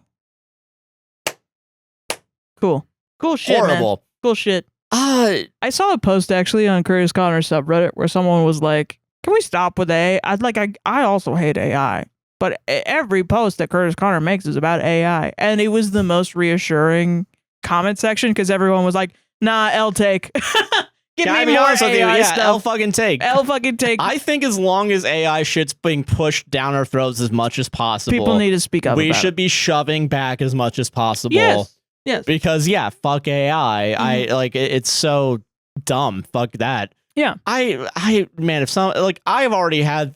I don't listen. It's one thing, right? Where like when AI started like really gaining traction and like shit like TikTok was like, hey, create a TikTok version of yourself, and I was like, no, thank you. Yeah. I think that's wild. I think it's one thing when it was like public figures being told, hey, because you're a public figure, why not just fucking, make a AI version of yourself? Yeah. The fact that we're now just at a point where anyone can do it to anyone else, regardless of like, prominency. Like if you're just a random fuck on the bus and someone looks at you and is like, I like that guy's face. I'm gonna Grok, hey, Grok, can you please make a version of this guy make a for version me? of this guy and put him on my phone, please? Thank you. Thanks so much. And it's like horrible, man. Yeah. And it doesn't help too that like I'm now thinking like, oh yeah, those meta glasses where like the meta glasses fucking suck. Horrible, man. Yeah. Don't use AI. Solved it. Solved AI. This is from r/RPG. Ooh, okay. I relay this to the rest of the group. How often does this phrase occur in your play circles when giving information to a player doing an information roll? Ooh, what's the phrase? I relay this to the rest of the group. Oh, okay. Sorry. Yeah. Do you prefer them to RP sharing that info with others instead, or is it fine for you? Title. I noticed it yesterday during my session and realized that exact sentence occurs verbatim a lot across various groups I've been in. Obviously, sometimes it's understandable since the GM can give a lot of information, but I notice it happens with smaller bits as well, and I can't help but think maybe it's a little boring. I guess. Sometimes I wonder what would happen if people tried filtering the information they find through their character, but maybe people might just see it as shoe leather. I think micromanaging dialogue is more boring. Yeah. Than just, I want Even everyone to know this information and I don't want to fuck up saying it. Because that's the other thing too. Yeah, like, because I feel like as someone who, like, when told information for the first time. Yeah. If you expect me to perfectly restate that to someone else 10 seconds later, no, I'm gonna fuck up the campaign for everybody. If we're gonna go so tried and true of our methods, where it's like whatever Josh says, you Sarah saying, all right, whatever Josh says, you guys know. All right, don't even. You all better have been fucking deafened on Discord when I was saying that shit. All right, and then I have to be like, Yeah, there's something about a cave we gotta do. Yeah, I don't know. I don't know, some bullshit. Fucking. It is like, I would rather everybody be involved and have, and I think, well, because then to me, here's the thing. Yeah. Okay, some people want to play characters that are intelligent, characters that maybe don't have disabilities that they have, like ADHD or something. Yeah. Or even other shit. It's like you shouldn't have to play a character that is only limited by your own sensibilities, because you're playing characters that do fucking spells and can do backflips and shit and just twirl around in the fucking air. Yeah. And once you get to level 20, are like literally, and this is D&D, and of course the post is agnostic of whatever rules. So I'm attributing it to D&D, whatever. Which is our more fucking sue me. common. Yeah. Once you get to level 20, you're a literal god. And you aren't that in real life, believe it or not. So the concept that I know you're not God. What? I know that's crazy. Like, why the fuck would you have to be someone that's like you can't play a charismatic person unless you're the most suave charismatic person in real life. Yeah, and that doesn't make sense to me. If I'm going to tell you some information, since you're being a character, and your character is obviously super smart, therefore you must now be very smart in remembering. It's also not fun as a DM for me, because then, like, say you're someone that wants to rizz somebody up, right? You want to rizz up the barkeep. You want to fuck the barkeep. Yeah. Okay. I will ask you, what do you say? And then you say something and it's cringy and horrible and it falls flat on its face. And then you roll a persuasion or whatever, or performance or some sort of social roll, and you get an at 20. Now I get to turn this into a critical success. Yeah. And that's a problem I wouldn't have had if you just said, I rizz up the barkeep. Yeah, where it's like you go, like, you know, I rizz up the barkeep, rolled a nat 20, then you can say something like, oh my God, you're so sexy. You approach the barkeep and you lean in real sexy like. Yeah. Meanwhile, if I go to the barkeep and I'm like, you got a cock I can suck, and then I get a nat 20, and the guy's just like, I get to be like, sure. You bet I do. Like, that's epic. I love that. But if you just say, like, you know, whatever, I get that, but then I'm also like, I don't know, when it is just detailed information, go ahead and say, yeah, that happens, you know? No, yeah, and I feel like even if it's a small amount of information, yeah, I think it's okay to just say I relay this to everyone else. Yeah, otherwise we're just kind of reiterating stuff at the table. That's the other thing too. I feel like it's gonna waste a lot of fucking time. Yeah. If we have a 4-hour session, yeah, I don't want half of it spent reiterating some shit that we just learned to everybody in a less exciting, less intricate, and less thoughtful way than you have already described it. And as a DM also, I'm kind of like, I just really don't want to spend my time by saying like, well, but then you didn't mention this specific part. So therefore, you guys don't actually fucked up really You forgot to talk about the $10,000 bounty, so you're not getting it. Ooh, like, that's not what I like doing. Oh, since you're away from Josh's character, you don't actually know about the gold. Ooh, oh no. Ooh, get tricked, loser. Like, that's not... I get tricked, liberal? Like, that's not fun for me. No, it doesn't seem like it. No, what's fun for me is friends, right? Bouncing like, we're supposed off to be each like other and having fun. Cordial, yeah, the it's very like, fucking least. Yeah, I don't know. I think it incentivizes people to be perfectionists with their characters, because, I mean, realistically, if you're centered in the game and you're your character, you don't want to fuck up. Yeah. So you're less likely, I feel like, to talk to others when your DM is like, how do you reiterate that information? And it's like, actually, no, never mind. Yeah, I feel like I shouldn't have to have a tape recorder, put it up against the headphone while I'm doing on Discord and be like, all right, hold on. Oh, yes. So today we... And, you know, also I get, like, sometimes it's hard not to metagame for certain people. Oh, yeah. But it is like, okay, so you don't want to give all the information, right? I think the best case scenario is that you relay the information and then leave out the part that you don't want. Yeah. But everyone else has heard the DM. You know, they're going to know that information anyway in the back of their minds, but they should have to shutter it out of their mind. I don't see the difference between I relay this information except for that part.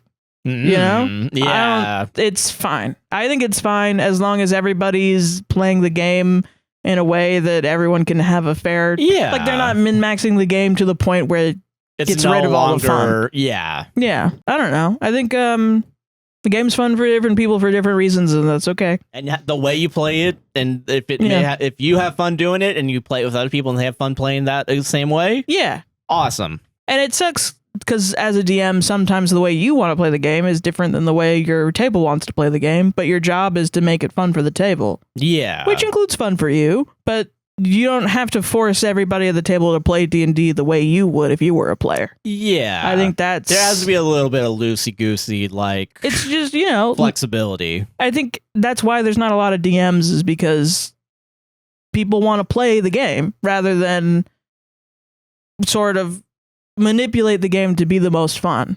Yeah. You have to kind of love the entirety of the game to be able to say, oh, you know what? You guys are really into combat? Let's do a lot of combat. I don't like combat, but I guess we'll get into it. And now I like combat a lot more because you guys all really like combat. Yeah, it's infectious having fun and laughter with your friends. With your friends, yeah. Yeah, so I understand that. Yeah. So yeah, I don't know. Just say, honestly, I'm thinking about it too. Like sometimes it's easy, like to have that information, and then like, it's kind of like if I failed a check or something. Yeah. Like there was a time we were digging a hole, and I just kept saying, you kept saying, Josh, you feel like there's something down there, and I just kept saying, guys, we got to keep doing this. Yeah, you kept failing like any sort of insight check, insight check perception on whether this hole has been dug before, because you were following a map of the map had treasure a that spot had already treasure. been dug up. So I think it is fun that like you can say like you think there's something down there, and then I can still afterwards be like, guys, we gotta keep digging. Guys, we gotta keep digging. Guys, listen to me, please. Please. Why won't anyone listen to me? That was fun. That was fun, yeah. And it gave you cover from the attack that happened immediately after. That is true. I did. Yeah. Every cloud has a silver lining. You know what I mean? Yeah, that's true. 1, 2, 3. Oh, this one. Yeah. Am I the asshole for drinking the energy drink in our work fridge? Was it yours? Well, that depends. I guess that depends. Yeah. Is anything really owned by anyone? Okay. All right. Oh, you believe? I'm sorry. You believe in private property? Oh my God. Sorry, I'm joking. I'm having fun. Yeah. I work in a pretty small office, but we do have another company that basically uses our office as a mailing address. For that other office, they have an employee that comes in maybe once a month if they need to meet with a client and will pick up their mail. I had a rough night last week. I was in desperate need of a pick-me-up, and there was this coconut berry Red Bull in the fridge that had been in there for about 2 months. Oh. This is a full-size fridge stocked with Coke, Diet Coke, snacks, random things from marketers. Sometimes there's a random bottle of wine in there from a marketer, and stuff like this is typically up for grabs. We all respect each other's personal snacks and lunch, and it is pretty clear that since there are only 3 of us that actively use the fridge every day of what is whose. I asked my other coworkers about the Red Bull, and neither knew who it belonged to. Guessed it could have been brought in by a marketer with a gift basket or something, and we collectively agreed after months of it being in there, I could take it. Okay. Well, come to find out it belonged to the random other person who barely is ever in the office. Yesterday at work, I was out of office, and this lady apparently was very upset because she remembered she had a Red Bull in the fridge and asked around about who drank it. I have no idea how she even remembered it was in there, but she apparently felt very disrespected that her belongings were stolen from her. I found out about it this morning, so I'm hearing from my coworkers how distraught she was, and I immediately emailed the lady and asked if I could pay her back for the drink. And her response was that it isn't about the money, and it's about the principle of my actions. I genuinely need to know if I'm the asshole here. Did I totally break off his code here? I feel bad that she got so upset, but I'm sitting here thinking about how if this happened to me and someone drank my energy drink because they had a rough night, I wouldn't care at all. So am I the asshole? Yeah, I mean, it matters differently to different people. I mean, I think you just made a mistake. Yeah, I don't think I don't think there's really an asshole here. Because I can reckon, sometimes you forget that you have a drink or something in the fridge. Yeah. You go there and you're like, oh, fuck. I think it's. I got that cherry Pepsi out there. Oh, oh, fuck, hell dude. yeah. Hell yeah. And if I go there and it's not there even after 2 months, I'm like, no. Yeah. Damn it, I thought it was still in there. Fuck. Yeah. I don't know. I guess, like, because then the other thing is if the fridge is really up for grabs, right? Why would you put your personal shit in there?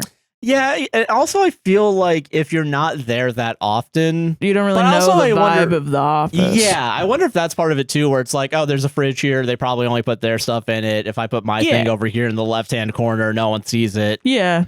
I mean, especially if you don't know necessarily if marketers are leaving shit. Yeah, that's for true. People. That is because some offices do work that way. Like, especially if you deal a lot with sponsorships. Like, I know that Conan, they've talked about this because apparently because they have celebrities come in and they need like crafty essentially. Oh yeah. Do they got writers for the podcast? That's crazy, dude. Well, I don't think it's necessarily writers. I think it's more just like one person's job is to put out snacks for people to have during the show. And apparently there was a point, I don't know how old this was, but there was a point where they started putting out healthy snacks and nobody was eating them. And so Conan brought it up and was like, we need to talk about this because there used to be a lot of good shit on here. And now we're bringing in celebrities and nobody's fucking eating this shit. They fucking hate us. They fucking hate us. And I think they're leaving hungry and that's fucked up. And, and then like this person had to defend themselves by being like, I just wanted everyone to be healthy. It's like they're just trying to be nice and Conan's get them jail, death penalty right now. I want them to be healthy. I want them to be full. I want to eat good shit. They need to eat their fiber. All right, they need it. And it's really funny. I don't trust these Hollywood dietitians. Absolutely bullying his employee, picking apart this like what is this fucking like plant chips? Who gives a fuck? Like. Just absolutely making fun of these like you got sun chips frou ass. Come on. It was not sun. It was like crazy like Erewhon ass shit. Like fancy healthy stuff that nobody was eating. It was going to waste. I think that probably pissed Conan off the most was the food waste. Sorry, that's probably fair. Yeah, I am thinking now of the Tim Heidecker like my wife comes home with these no salt chips. Fuck you. No more bullshit. No more bullshit. That's so true, though. It is so, like, you see a no-salt chip. You're like, fuck off, dude. Fuck off. But no, yeah. I think some offices work like that. I think it's just she made a mistake and then he made a mistake. I think the worst thing that she did was just take it as a personal slight rather than an issue. But I kind of get it. Yeah. Because it is like, oh, that was mine. What the hell? But then I'm also like, how long realistically can you keep something in a fucking fridge? Without someone being like, I've worked in offices where they throw shit out, the entire fridge out at the end of the week. Ham. And they tell everyone. They send like 16 emails. Jesus. Take your fucking shit home. Please. Because everybody talks about the people that eat other people's lunches. Nobody talks about the people that just leaves their food to rot in the fucking fridge. That's true. Yeah. Yeah. My God. Take your food home. Someone's got to clean that. And it's not like someone whose job it is to do that. I've only worked at one job where someone's entire job was to keep the break room stacked with candy and chips. Awesome. And clean the fridge. And that was their whole job. And it was the entire building. And they just went around and just did that. Damn. And they were like, yeah, this is my job. And I think, but to be fair, it is kind of cool to have someone just on that. Especially since I remember like working at Disney or something, and it's like, oh, you know what was awesome? Just working on the dining room, not having to fucking do any other shit. Just yeah. I will say it does suck because it's nice to be in an office where shit is free. Because that same office, we had a lot of shit that was just like for free. Like people would bring in donuts and like leave it for people. Trure, yeah. I walked into a place and they were just like free donuts, and I was like, oh, sick. Got a donut. Heard immediately somebody behind me is like, those donuts were just for us, for our team. What the fuck? And I ran away. I never went back there. I felt so bad. Yeah, you quit your job that day, ran to the woods. I quit my job, I think it's a couple weeks after. But I mean, that coincidence? Fully my fault. But I was also like, why am I getting gossiped about immediately? There was no sign. Nobody said nothing. If anything, just put a sign that says like, all items in this fridge are free to take. Yeah, right. Don't put Or stuff put a you little, don't put want a little index taken. card, fold it up, and be like, "This is the A teams only." Right. If you're B team, yeah. fuck off. Yeah. You should just say B team, fuck off on it. B-team, Yeah. fuck off. Yeah. That was actually something that happened in the same office. I think the same team. Okay, Might so have this is been a the same. problem. This is a team problem. This is a fucking I asshole mean, they team. did important work, so I mean, like, they probably were like dealing with a lot of bullshit that I just didn't know. But at this break room, somebody ate somebody else's lunch because it was like near where all the new people were being trained. So I think a new person ate somebody else's lunch, and they sent out an email that was supposed to be just to the team, but then they accidentally sent it to not the building, the company. And this was a national company that included people like law offices across the nation. The CEO was also And the CEO, owner. Yeah. yes. And the CEO, not only the CEO, the owner, which is a different person. Public figure. Responded. Because he did multiple times. He would send us all memes. Many times, and it was like memes that made no sense too. It's just like he thought it was funny. Oh, it's awesome, man. It was a crazy place to work, but yeah. So What's everyone that sponsorship? You literally work I know there. what And the I'm fuck. seeing. And he's sponsoring everybody else. I'm so pissed. I'm sitting here with my fucking dick in my hand, just Where waiting. what the hell? I can't even wear the shirt that I won because it's got weed on it. And yeah, literally, Yeah. TikTok was like, you're enabling. You're enabling children smoking weed. Yeah. As of that. Hey, kids. No, you're keeping that in. You No, believe that. no, cut it you out. fucking believe No, that. cut it Don't out. fucking lie to them. I don't know. I just put a sign up, apologize, and if she's still upset, I don't know, move on. I don't think you did anything too bad. That's fair. Yeah. It's a mistake. It's fine. I would just buy maybe another one and put it in the fridge Yeah, you know? and just never drink that Buy it ever back again. for the office, you know? Fucking- Buy a pack for the office, put it there, let her drink Dude, all what of if it. you put the Red Bulls in the thing your coworker's taking, and you're like, yeah, no, I would have stolen this too if I had known this It's was this fucking good. good as fuck. Oh, shit. Yeah. Just constantly keep a pack of that in the fridge. Why not? Fuck it, yeah. Everybody likes it and you need it. Why not? Yeah. Yeah. Solved it, dude. Solved it. Yeah, I'd say no assholes here, honestly. That's fair, yeah. Yeah. Yeah, final story from you. r/pet peeves is a short one. Oh, no. Item at store for good price, so I bought them all. So is the pet peeve when people do that? Yes. Hard disagree. Okay. Title is a quote. Item at store for good price, so I bought them all. You're an asshole. Buy what you need, maybe an extra box or two. Don't buy out the store, then post your little stack on social media to Okay, brag. don't do that. Don't brag. Yeah. It's not a flex, and you're just selfish. Realize that there are other people out there who might also need the item. I think, honestly, like, if buy as much as you need, for sure. If you need all of them, I don't think you should worry about that. Yeah.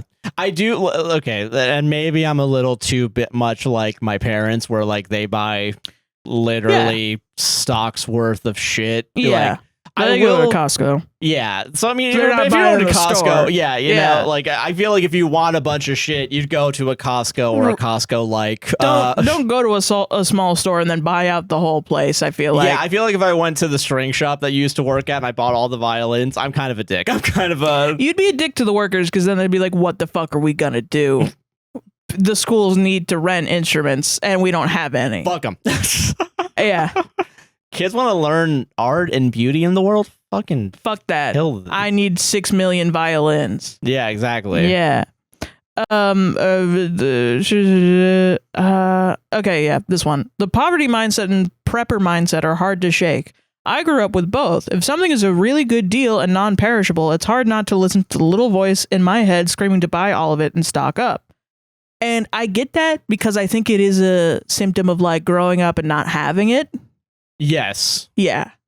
I So will I understand it. But being an influencer and going on public, I'd be like, look at what I bought in general. That's a little wild. Fuck I off. don't agree with that. Yeah. Like, I don't know. Like, what is it? I'm part of a credit union right Yeah. now. They literally, like, this last weekend had a, like, 10% off the entire store, like, if you bought a gift card. And there was a part of me that was like, 1 million gift cards for fuck, me now, please. I should just get this now. And Yeah. that way, when I buy shit, and if, like, You know, because like I don't know, like you get like dish soap or something, and it's like, fuck, it's $2 off right now. Yeah. And if I get a bunch of this, I don't have to worry about this for like a year. Yeah. There was one time actually, like, what is it? Like coffee filters? Yeah. I think I went to Publix. It was like $1 for 100. Oh yeah, we have a ton now. And it was like, oh fuck, this is the cheapest I'll ever get these filters. Yeah. I'm buying 7 of them. I feel like Publix is the worst for that because they are so. Most of the time they're crazy expensive, and then sometimes it's the cheapest thing I've ever seen in my life. Fuck, and then you walk in there, and then you get taken over by all the expensive shit. Yeah. I think that was one of the few times where I was like, I'm only going to that aisle. I'm only not getting coffee filters. I'm only getting the coffee filters. I'm fucking leaving. Fucking, and nothing's gonna catch my eye. All right. That's such a Publix feeling. Yeah. Yeah. But so I do think there is like it depends on the item, because I remember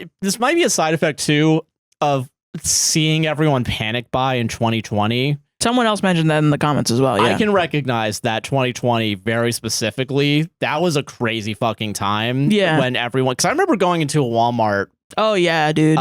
When you thought you might have you were sick. Yeah. And I was looking for a thermometer. They were out of thermometers. So I remember that we had to go to your dad to get a thermometer. Like your dad just gave us one off the side of the road. Yeah. Just. That was so crazy. Good times. Because it was like, if you have a fever or something, you shouldn't go into work. And then my work didn't allow me to go into work anyway because I had thrown up. Yeah. And then, so I was the one that went to Walmart, and it was fucking crazy. Like, and I remember just walking in, like, no water bottles, no toilet paper or anything. No, yeah. And this was before they really were like, oh, fuck, we have to actually, like, stop people from getting toilet paper because people are panic buying, and now there's not going to be enough toilet paper. Yeah. Remember surge pricing? Remember, they're still trying to do that shit, man. Yeah, that is insane. Yeah. Yeah. So I think it does depend on the item. Yeah. I don't know, man. If the Publix cookies are 7 cents a piece, I'm buying all of them. I'm sorry. Yeah. First come, first serve, motherfuckers. And then I am like, putting that haul up on Instagram and shoving it in everyone's face. Especially if it's a big box store. It's like, we're just going to pretend they don't have other items in the back room or something. True, yeah. It's not like everything's in the back room, but it's like, okay. Yeah. So, you know? I think, like if I went to Publix and they have the 2-for-1 LaCroix. Yeah. I'm buying a couple bunch. Yeah. I mean, but then, I think this is one of those overconsumption core, and it's a person buying a lot of a thing that they like for cheap. Yeah. Because they don't have a lot of money and they would like to save their money, which is a reasonable thing, versus an influencer being paid to buy a lot of one product and then have a spread and making content with it. Yeah. So I do think that's different. Yeah, I do. Yeah. But I don't know. I don't blame anyone for buying a bunch of something that doesn't perish. Yeah, yeah. And saving it if it's on sale. Save your money. Save money. Yeah, no, shit's rough out there. Yeah. Anytime, like I bought a 12-pack of Blue Box mac and cheese because it was 60 cents cheaper than buying 12 individual fucking Blue Box mac and cheeses. Yeah. That's what you gotta do, man. That's what you gotta do you sometimes. Gotta fucking do, man. Yeah. Solved it, man. Solved it. All right. Last story of the night. Yeah. I think the problem, though, I agree with the pet peeve is posting about it. Posting about it, you Let's can go not fuck yourself. post about it. Yeah. Yeah. Smuggle your LaCroix home in a box that you bury in your backyard and never look at. The LaCroix prohibition's real, man. Sneak it into your speakeasy under your house. I will say, trigger warning for this one. There's some fat phobia in this one. Oh, okay, yeah. But I don't know. This is for the curvy bitches out there. You know, this is for the curvy bitches out there. This is for the curvy bitches out there. Yeah. Virtue signaling to my. This is. All right. Am I the asshole for telling my aunt? Is that supposed to make me feel bad? I, 30 female, have an aunt, my mom's brother's wife. This is dog. Sorry. Yeah, it does sound like that. It does feel like that. I, 30 female, have an aunt, my mom's brother's wife, that always been shitty towards me since I can remember. It has given me huge self-esteem issues. Her daughter and I are only a few months apart, and she always tried to compare us and put us against each other. Her daughter is a tall, skinny blonde cheerleader, and I'm short with curly brown hair. Funny thing is, me and her daughter always got along great, and we are actually pretty close, so it was only coming from my aunt. But now that we are older, my aunt constantly is comparing us and has put a strain on the relationship, and we aren't close anymore. Damn. I could go on and on about all the little insults directed my way my entire life. Mm. When I hit puberty, I got curvy as hell, and since I had giant boobs, my aunt would always insinuate I was a slut and sleeping around. Jesus Christ. I started dating my first boyfriend at 19 and then married him, so... I mean, even if you were sleeping around, that doesn't mean you're a fucking slut. Yeah, literally, I don't know. yeah. I got a tattoo and I was trashy, according to her. It's on my foot, and no one can even see 90% of the You're time. a fucking trooper. That shit hurts. And getting a tattoo on your foot? That's wild. I didn't see this part, I'm sorry. And it's for my dead dad. Oh, yeah. Okay. I went through a rebellious phase and had a lip ring that I took out years ago, and she still brings it up like it has any impact on my future, asking if I realized how stupid I looked with it. My God. Parentheses, I looked cool as hell with it. Yeah, you did. You did. Yes. Honestly, hell yeah. Lip ring slap, yeah. We waited 13 years to get married, so she would constantly make jokes about how he was just biding his time until he jumped ship. No, we were saving for a house first.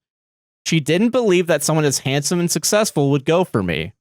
Now that everyone is having babies, it's the constant comments from her about how I don't have any yet, and it's already too late, and don't I regret wasting so many years. I asked my mom if she can talk to her because family events have been unbearable with all the little insults and comments. Mm-hmm. My mom won't do anything because she doesn't want to start problems. Oh my God. Now at every family event, anytime my aunt makes a comment, I have to start replying with, "Is that supposed to make me feel bad? Thank you to my therapist for the suggestion." That is a really powerful, I was going to say that for the title. That's a really powerful sentence. Yeah. I kind of like it. It works like a charm every time. She gets flustered, then has to explain what she said in front of everyone. After the last family gathering, my mom got pissed and told me to stop doing it. It was making everyone uncomfortable, and I better not do it again. Fuck your mom. Yeah, fuck your mom. Sucks. Your mom just wants to not rock the boat and let your aunt just shit on you. Which is crazy your because, entire like, life. that's not even your brother. It's your sister's husband or something like that. Whatever. Yeah. Or your brother's husband. Yeah. Daughter. Shit. Dog. Yeah. Yeah. Whatever. Either way. I don't know. The same difference. It's really dumb. You're totally right. Your aunt is saying horrible shit to you that nobody should have to listen to.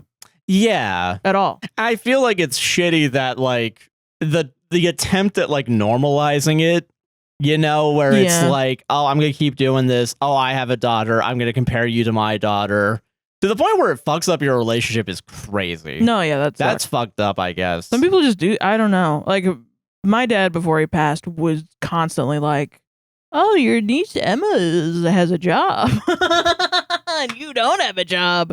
You don't know how to drive. Maybe and that's she the does. bigger point is, like, can we stop this comparative bullshit and not pretend like people don't have different life paths? And I think it is like a roundabout old way of being like, get a job, loser, or learn to drive, idiot. I'm disappointed in you for not learning how to. I'm disappointed in you for getting a tattoo without, like, they want to seem hip without saying it. So it's just passive aggressiveness that is judgmental. Yeah. And you're doing the absolute right thing by being like, why do you say that stuff to me? But my dad was hard because he, I think, was having memory problems. So he would keep bringing it up, and it became very difficult. Yeah. Up until the end of his life. But it was just a struggle.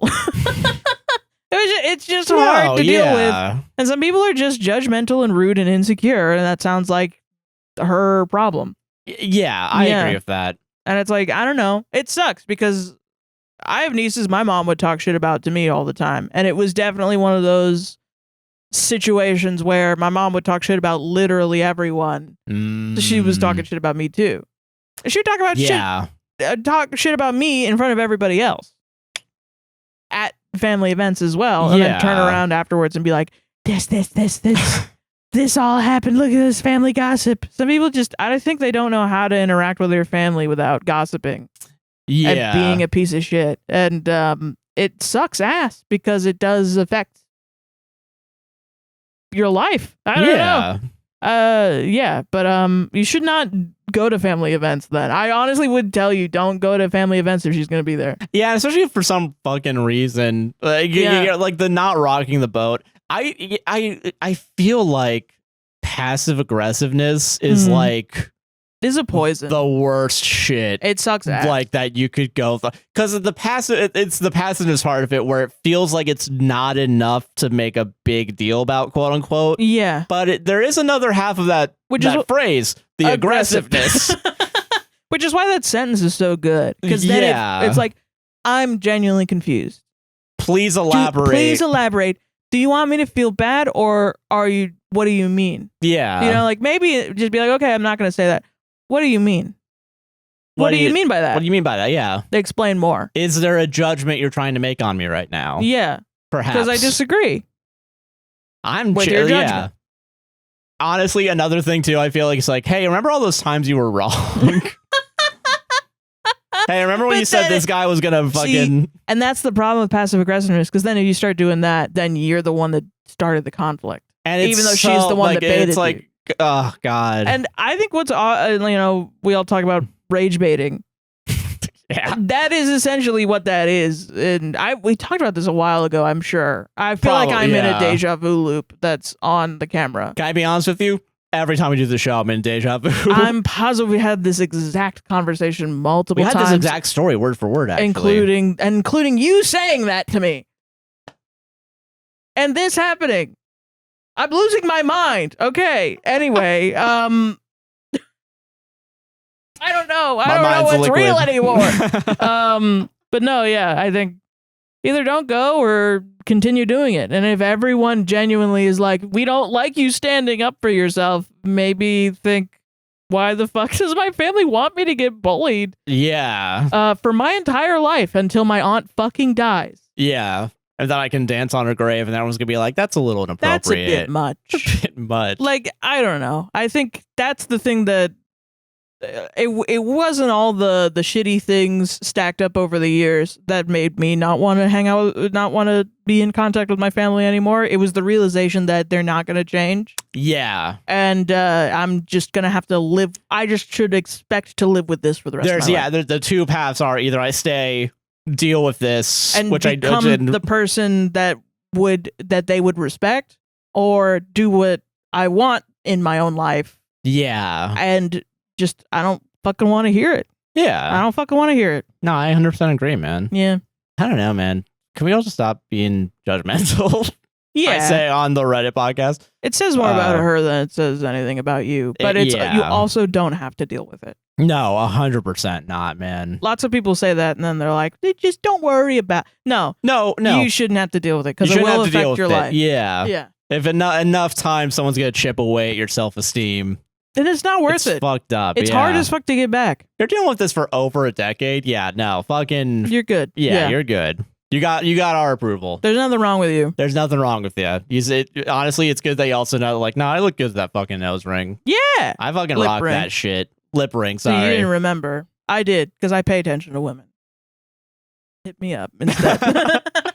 What was once a story that I was using to hedge my bets has become a story that Sarah's using to hedge her bets. Yeah, he might like you visually, but I like you visually, and also I'll listen to your problems. This is both of our video dating for the future. That's why we're constantly like, I'm the better person. Yeah, exactly. Yeah, we're constantly just continuously like, no, as a good person to rizz up our audience. Yeah, exactly. Yeah, that's so stupid. I'm leaving the digital fingerprint. I don't know. It's prints. So yeah, get my hair right.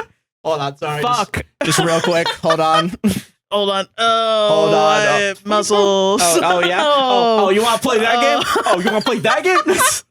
Anyway, that's the end of the show, our right? show. Yeah, solved it. Oh no, fuck. Oh god, oh man, I'm thinking about curvy bitches. We can do a fucking hand slap or whatever. I know how to high five. I know how to do it, ladies. Yeah, you want me to high five you? Yeah. I also know how to fist bump. So you know how to fist bump?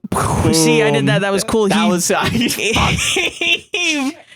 did the cool thing, and then he he copied me. Like everything you like Not about Josh is wrong. copied from me. Not wrong. No, Sarah, what do you want to plug? You can follow me on Tumblr at Another thing I copied from you.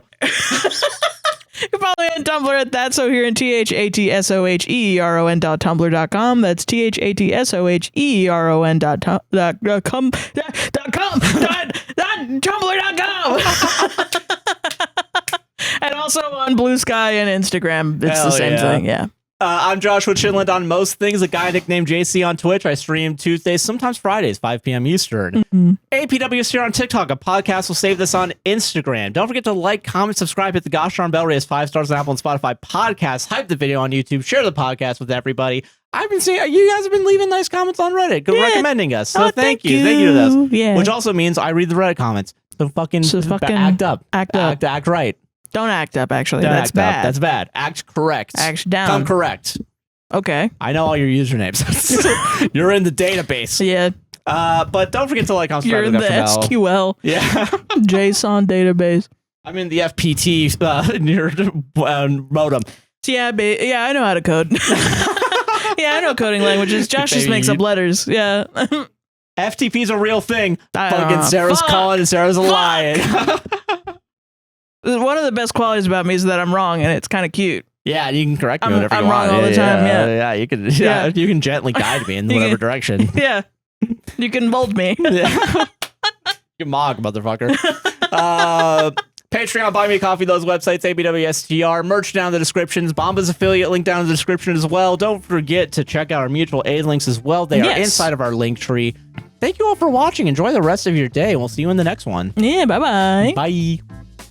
I had a thing specifically for the outro for this one, and I don't remember it I'm anymore. so sorry. No, it's okay. That's fair. I get I it. don't know if it was Minions related. Yeah, we do need to... I'm assuming the title's going to be Minions related real quick. Yeah. It has to be. I'm really upset I can't say gay Minions. I know, I wanted it to be gay I Minions. put the gay word in there, but YouTube would be like...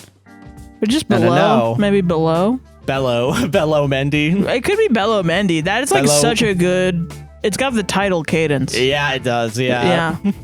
Bello Mendy. Bello Mendy. Sorry you forgot your outro, though. No, it's okay. You can save it for next week, though. It's kind of one of the cool, cute things about me is that I forget a lot of stuff because I have ADHD. Huh. Cute. Yeah.